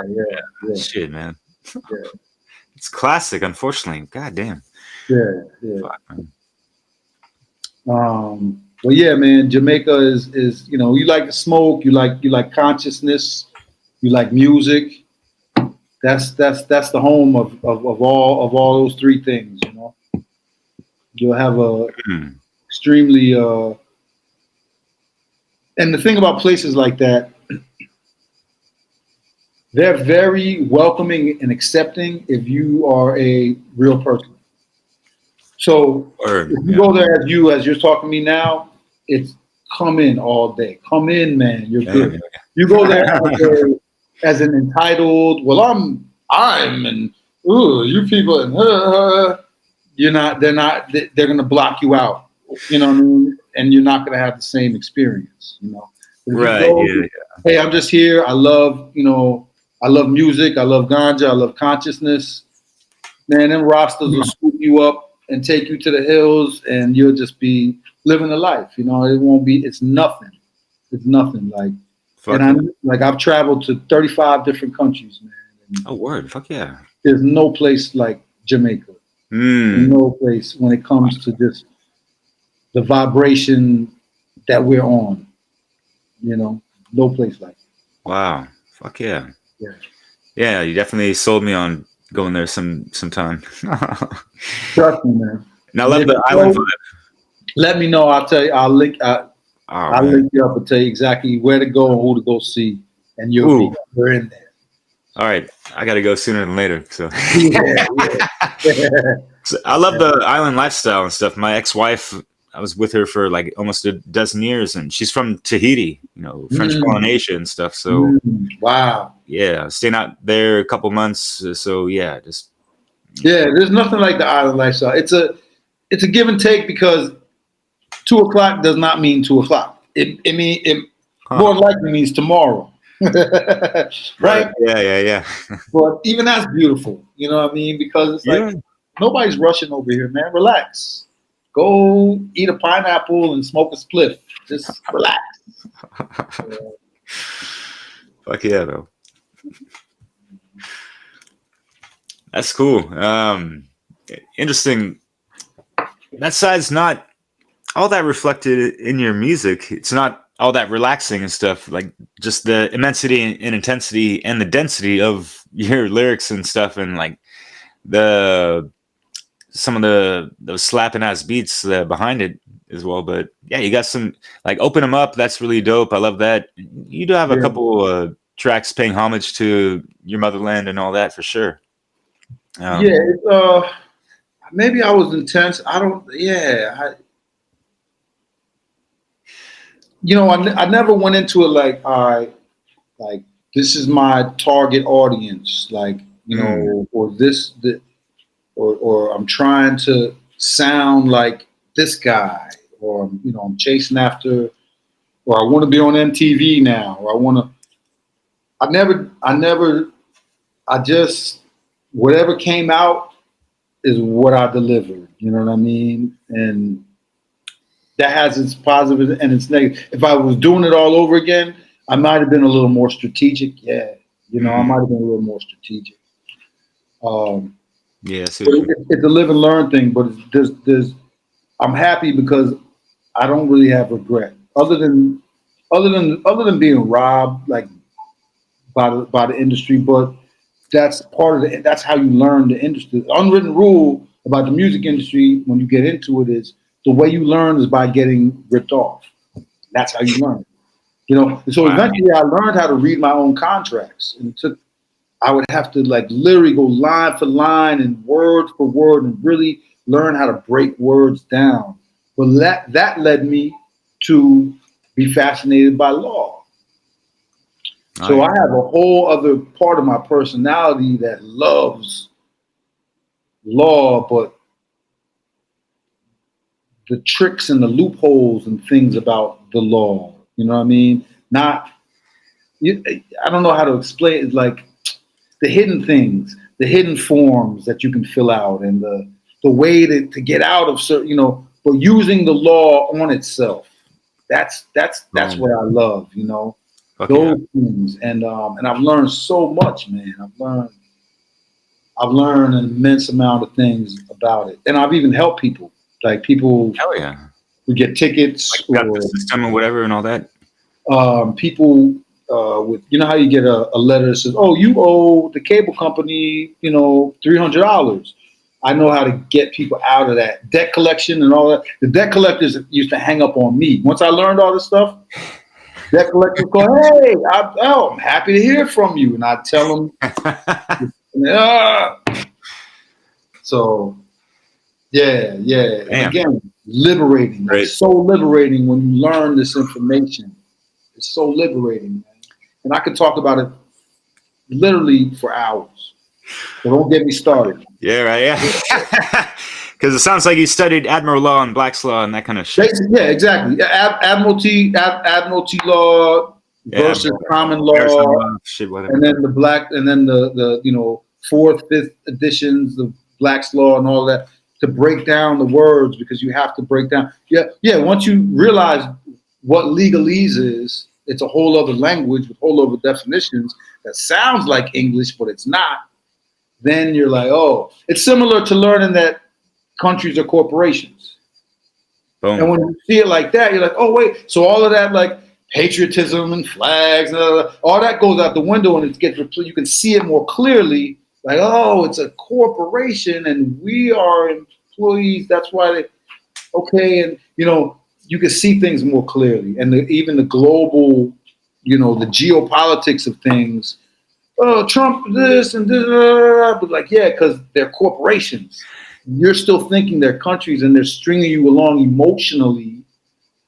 Oh, my country, but it's just, you have to see it like, emotionless corporations. They're running, the bottom line is the profit, is money, and there's other things that come below that involved in the structure. But what they feed you with the being patriotic about your country and your flag, and every flag has its own Pledge Allegiance song and all that. That's just opium. That's just, it means nothing. Did you say hopium? Yeah, might as well. Yeah. Hopium, yeah. Good one. Fucking A. You know, so all that stuff, man. All of that stuff is all connected. Spirituality, laws, you know, all of that stuff. Yeah, so here's some of my disappointment in regards to like the Bay Area and stuff, because it just seemed like it was an epicenter for conscious music to a good degree. Mm-hmm. Yet, you know, since the dawning of the Rona, and even before that, especially the first term of Trump and all that, we all knew that, you know, California is Democrat and all that stuff, and like Bay Area is progressive, whatever. But at the same time, like, you know, there's like fuck the police songs and, you know, anti-government, exposing the Matrix, all this stuff. Yet did a lot of that shit just go the fuck out the window since, you know, certain events and things happen? Because like I said, the population got inflated with people who were not from the Bay Area. You know, the Silicon Valley and all these they imported a whole population of people from the Midwest and other places that were not connected to that energy at all, didn't know what it was, had never even experienced it, don't even know what it is. And they kind of overtook the energy of the city. And then underneath that was, oh, well, because of Trump, it's like we're doing and saying and rolling with whatever the opposite of what he says or is doing. And that's blind. You can't do that because you end up just being the other extreme of what you think he is, but the equal opposite extreme. But people were just like, well, now it's conscious and cool to be masked up 24/7, even driving in your car alone. And it's like, what are you doing? And how could you be against getting the juke or against Bill Gates and Fauci? How dare you? Like, what happened? Where are you? What happened? You know what I mean? So then to this day, the Bay Area, unfortunately, is trapped in that thing because of, it's just a reaction to Trump because of what they've been told about Trump, and everybody believes it. I'm not saying it's right or wrong. I'm saying everybody has the duality going on. And if you're only going to look at the one side and say that this side is everything, you're being untrue. You're being untrue, and you become what you're claiming he is. Yeah, and they're polarized on one side, right? On this divide and conquer dialectic diasma, whatever the fuck, Yeah. It's all divide. It's all this whole thing. Are you on Twitter?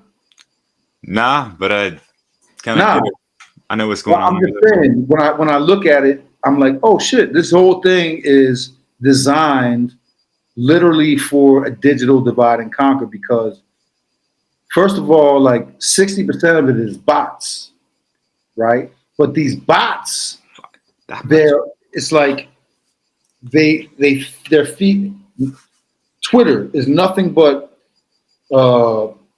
pro-Zionist versus anti-Zionist, black versus white and vice versa, black versus black immigrants and vice versa, LGBT versus versus anti, like everything. The whole Twitter is just that, and it's designed to draw you in. Somebody will just say something really stupid, like what they know isn't true, but they'll put it like a fact, and then people will read it, yeah or no. And all of Twitter, that's what Twitter is. It's just to feed your divide and conquer, and I tell people all the time, like, God is unity and the shaitan is division.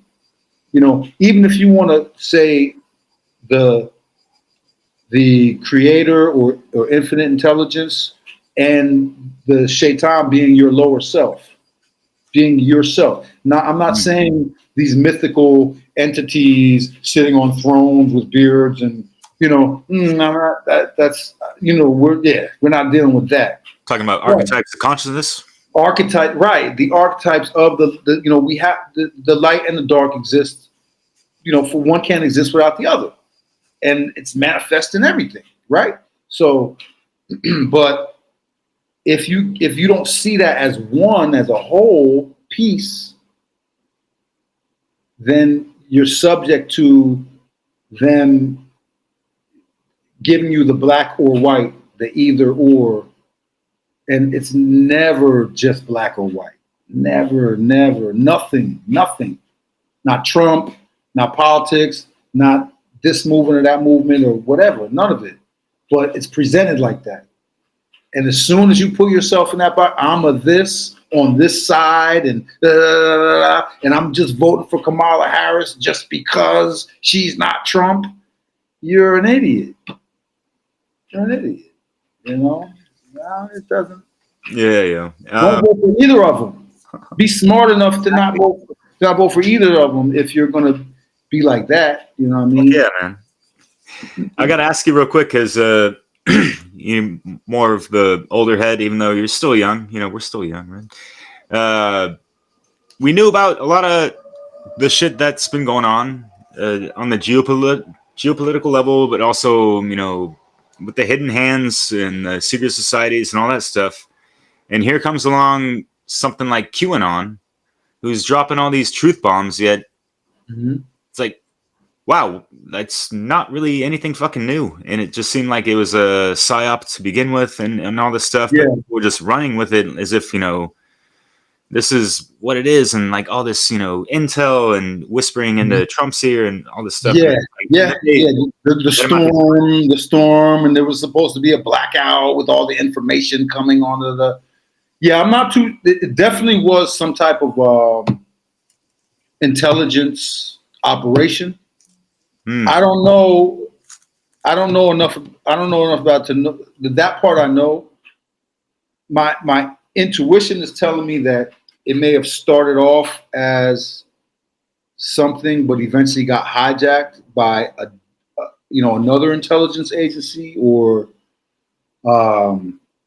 something like that, or maybe a mirror version of it all of a sudden popped out and people weren't able to tell which one was which, and they blended together. And yeah, that makes sense. Yeah, I like that. I don't really know what the purpose of it was, or even it was, and that because they were always saying it's going to happen, it's going to happen, it's going to happen. Never really said what, or they would sometimes name a few things of what it would be, but then it wouldn't happen. Just like releasing the Epstein list. Yeah, right. And then they drop another breadcrumb about something. So I looked into it for a while, but I wasn't. It never happened. And Trump's been president twice. Right. Yeah. And the so-called sealed indictments, never got unsealed. Yeah. So, like you say, the same people who were at Epstein Island are still in the government and still on TV and telling us what to do and telling us what reality is. Yeah.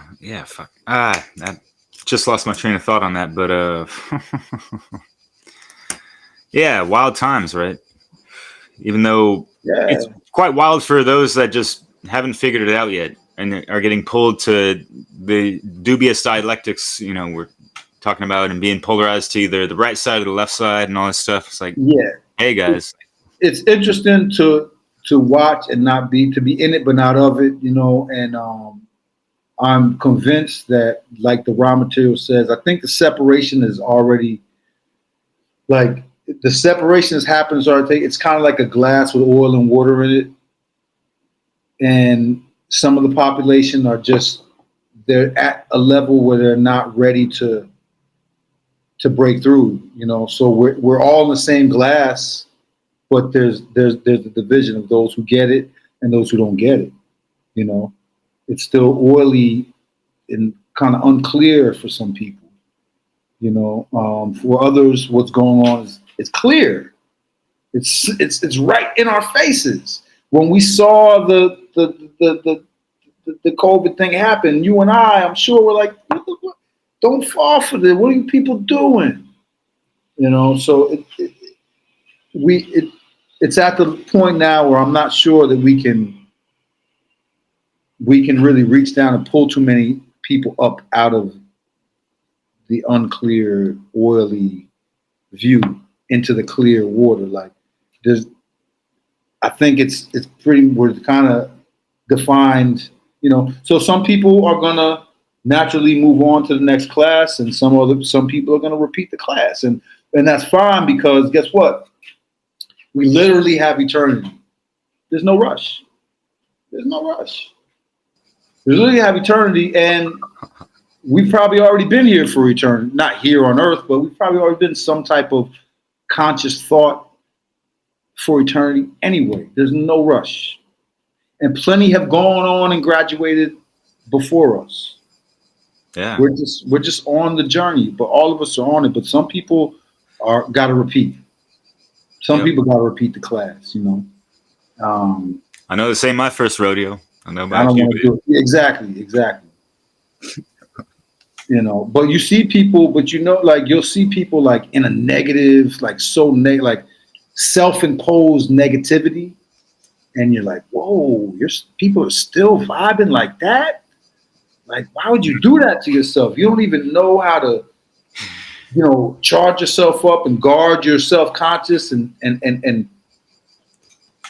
think good thoughts consciously, to push those bad negative thoughts out and at least take control of your own thinking and emotional response to the illusion.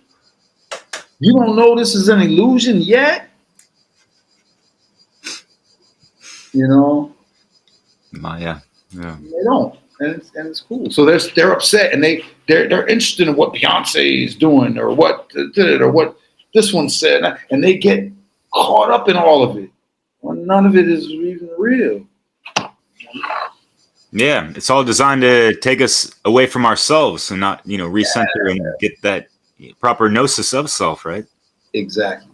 And be on the path to self-mastery and shit, not, looking at celebrity gossip and whatever the fuck, Right. Geopolitical bullshit that's just, right. The chessboard of, Being a cause, not caught up in the effects. Constantly reacting. No, try being the cause of something in your own life, not just reacting. Constantly reacting, you're drowning. You never take the time to get on the land, and people are stuck in reaction mode daily, and that's what the machine will feed them more things. That's what I mean about Twitter. It just feeds. It's just a reaction. It'll just draw you in, and you'll want to just react. Oh, I can't believe you said that. Fuck yeah, yo. And I love your music, even if it was pre a lot of the social media shit and all that. But you had such great comedy, satire, and that kind of stuff. And I mentioned this in a recent podcast, and along the lines of take some of your tracks, for example, and other artists, and having a track dedicated to like whack MCs and calling out the bullshit and like the coattail riders, the imitators, the non-innovators, and all that shit. And it's like trying to hold a high standard and calling out the bullshit so people can kind of be held accountable, even if y'all might be speaking in generalities and stuff. So how does that work, and like what was your motivation behind some of that? Well, like, that's hip hop, right? You know what I mean? You just it's a competitive. It's one of the most competitive art forms on the planet, and definitely one of the top 5. Unless you consider martial arts an art form, then martial arts is the most competitive. But after martial arts, hip hop is or was, I don't know if it is anymore, but it was extremely competitive. And so you're supposed to feel like you're the best at it, and you kind of secretly thirst to go to war with other poets.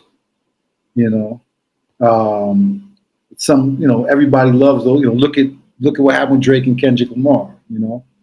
It's part of it, and it's always in the air because it's competitive.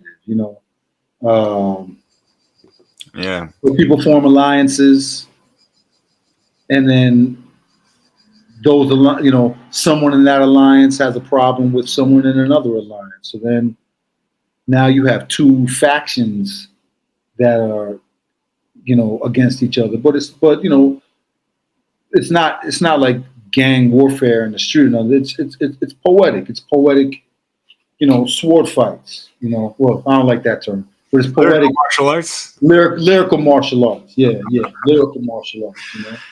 And that's kind of real quick. I had a different take on that.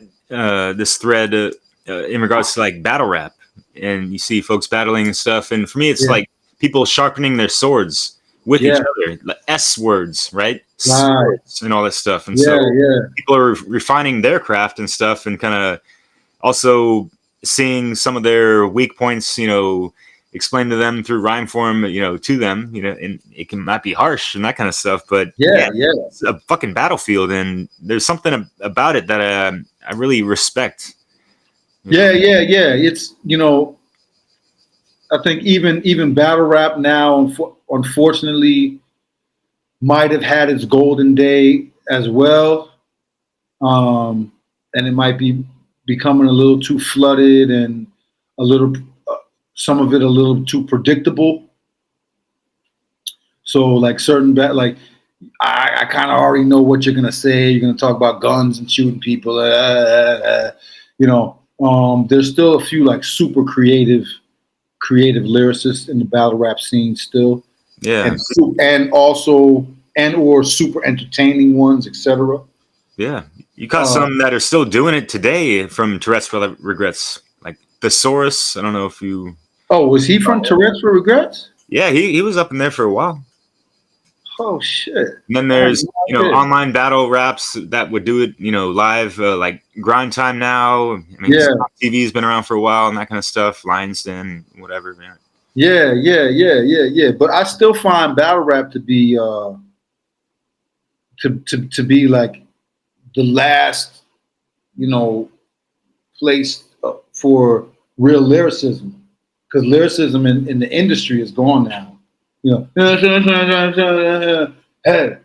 whatever. I don't even know what to fuck. But battle rap, you can't bring that. You gotta come with lyrics and wordplay, delivery, presence. Like, so it's a real concentrated form of what we were doing. You know what I mean? And I love it for that. Like, I love it for that. I'm so glad that it's still there.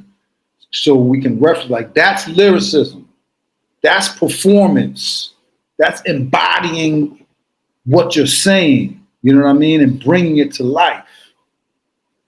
Not what the machine is now giving us as rap stars, because the people used to choose who the hottest group is. It was up to the people to choose that, and the people got to know you through playing in the hole in the wall clubs and doing ciphers on the streets, and your name would start to would spread. Hey, you heard of this cat? Oh, you got to check him out. He's and that's what we dealt with. You know what I mean? Now it's not like that. Now they just find somebody, polish them up, put some glitter on them. Give and then they just market them, and the people are like, oh, okay, I guess this is the next great person that And I'm not saying that about all the artists. I'm saying that about, like, not all top ones, like not a Kendrick Lamar, but all these other little this and little that, and this guy, all these come and go artists. Like, there's so many artists we've seen over the last like maybe 5-10 years that we've forgotten about. Like, hey, you remember who? This song? Oh yeah, I remember that song. These one-hit wonder types. And what they did, because I'm getting ready to go, I gotta wrap this up. But what they did was they broke down the groups. There used to be rap groups like Wu-Tang Clan, De La Soul, Tribe Called Quest, Public Enemy, BDP. All these were groups, NWA or whatever. They were all groups, right? Poor Righteous Teachers, I go on, Brand Nubians, whatever. So what they did was like, nah, we don't want to deal with groups anymore. We're going to take single artists. There's no more groups. What name a hip hop group now? Exactly. That didn't happen by mistake. It's been manipulated that way. So they take the Drake or and they just make it one person because they're easier to control, they're easier to manipulate, easier to mark. Then now you only got to pay off one of them. Now there's so many. For the machine, it's easier to manage, but for us, it's a loss. We've taken a loss. We even when you go all the way back to music and they were all groups. Shooby Doo Wop, they were groups. They were groups. You know what I mean? Who came they were a party themselves. Now it's just one individual and they single them out and then they're like, now let's make them younger. Let's make them 16, 17, 18, so we can really control. They're disposable. They're just disposable. That you chewed up, spat, and thrown away. And they milk them for whatever they can, throw a couple dollars at them, and tell them to go fuck off. And yeah. And you're too young to realize what's going on because, you know, you're at your grandmother's house. Right? Now you're on a private jet, you know, surrounded by all these, you know, women and drugs, but you're still 19. You're not saving any money. You think this is going to be like this forever. So no more Master P's, no more Jay-Z's, no more people making business moves and building, saving their whole communities and, you know, look at what Emcee, you know how many families Emcee Hammer paid, as whack as we all thought that he was, and apparently he was more gangster than anybody, but how many families Emcee Hammer fed, and when he went on tour, he would bring the whole of East Oakland with him. He'd have like 25 people on tour with him. These are all people from the neighborhood making money off his, you know what I mean? So that's dead. It's dead. The machine controls the music industry now. We had it, we owned it when we first created it, but it's gone. We gave it up for quick money. You know, so we don't own the music industry no more. Our enemies do. Our enemies do. That's why I don't want to be a part of it. That's why I hate it. Yeah. And on that, even though it sounds like a heavy note. Yeah, no worries. Yeah, any last words want to share, declare? Just, yeah, great conversation overall. Great to get to know you more and that kind of stuff. You too, man. Yeah. I'm sure I'll think of something after I hang up, but yeah, for sure. You know, classic. Yeah. Craft classic. You know, anybody want to have any questions? Want to reach out? Whatever the case may be, if you're sane. I've had a recent stalker, first time, that I know of.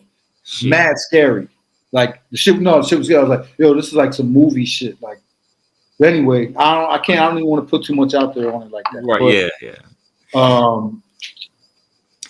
yeah. Just holler at me, you know, Poet Azeem on baby. Is it the Poet Azeem or just Poet Azeem?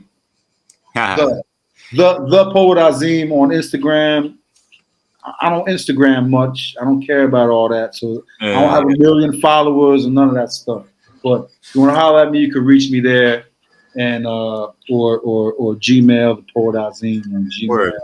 I'll get whatever links you want me to include in the show notes, so folks can find you that way. You know. Yeah. Okay. In the video. Yeah. On the low, I started doing some comedy shit too. Just word. Because it's like it's the freest art form that I've done so far. Oh wow! Oh yeah. It's just free, you know. And I've already been canceled by the main comedy club out here in Singapore for getting up and saying what I'm fucking supposed to say. So yeah, wow. I wear it as a badge of honor. Fuck yeah, brother. I brought the ruckus. What am I going to do? I don't want to do comedy to make people feel good. I want to shake things up. I want to make people think. My favorite comedians made people think, you know, and challenge the system. They didn't just disrupt the nervous system. Yeah, right. Yeah, bro. Yeah. You guys have to walk in computer of our people. So, bro, man, it's been a real pleasure, man. You're a good man, and keep doing this, because eventually people are going to catch up to you, and you know, and you deserve everything all the good things that come from your hard work, man. Just keep it up. Likewise, brother. Yeah, honored to chat with you, and yeah, really kind words. Appreciate that. Okay. All right, my brother. Peace and love to you, man. Yeah, peace and love. Take care, bro. Yes, sir.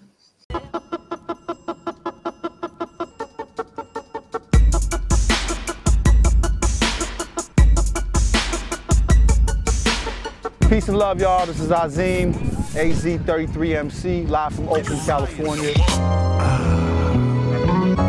the substance, sky meets earth, angelical current, I'm a conductor. My art is magnified description. I come from basically a lyrical background. It's all in the delivery. The reason why I started in spoken word was because that was all I had access to at the time, was an open mic scenario. Check this out. I got them scent intelligentic, rhythmatic, addicting to the stretching manneristic of the tongue twist, kicking alphabets and letters, spinning in my head, make traffic. You know, there was a time in hip hop music when everybody had a particular sound. De La Soul and Native Tongues, Public Enemy, Acclaimed, you know, Ice Cube. Everybody had a particular sound that was their own sound. You know, it's not like that anymore, except for in the Bay Area.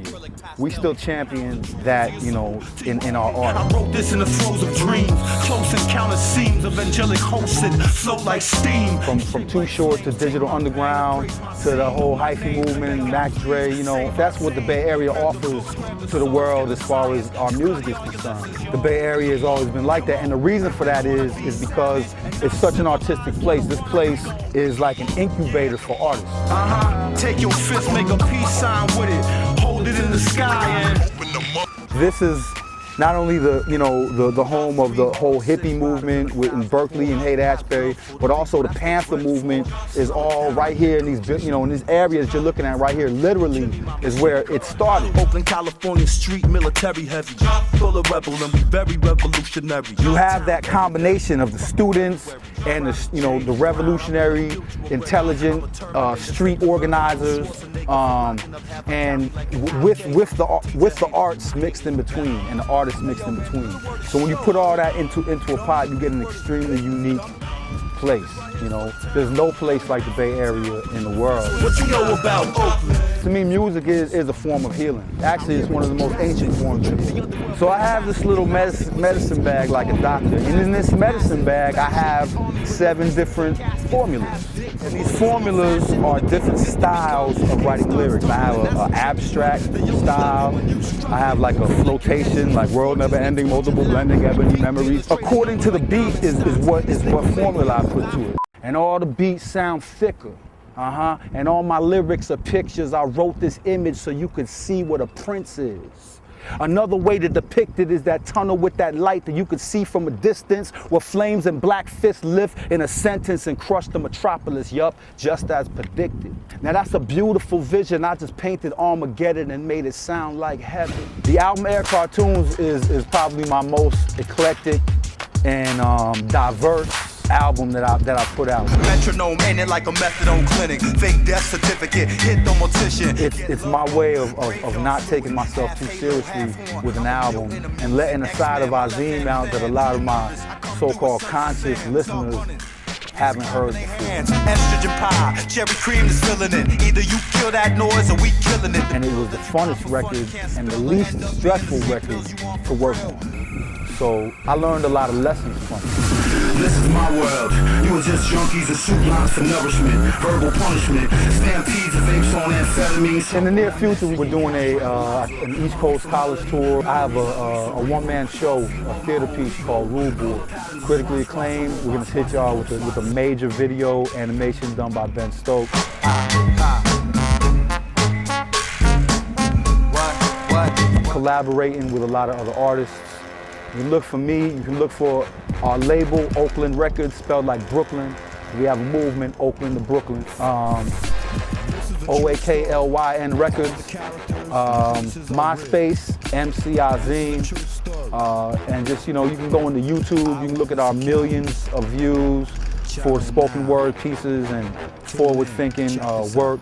And just look forward to the new album by Azeem and Zeph coming out soon, Soundproof. And it don't stop, man. You know, time never was. ETC, erase and take charge. Peace, Azeem. Peace. Well, curiosity swept most of us who stepped toward the promotion.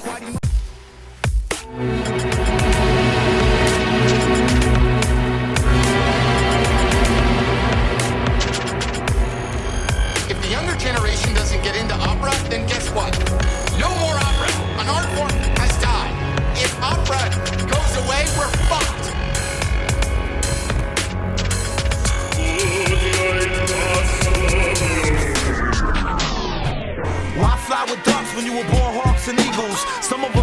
tokens, y'all just some MC goals. Why sell your soul to the dimension of dreams?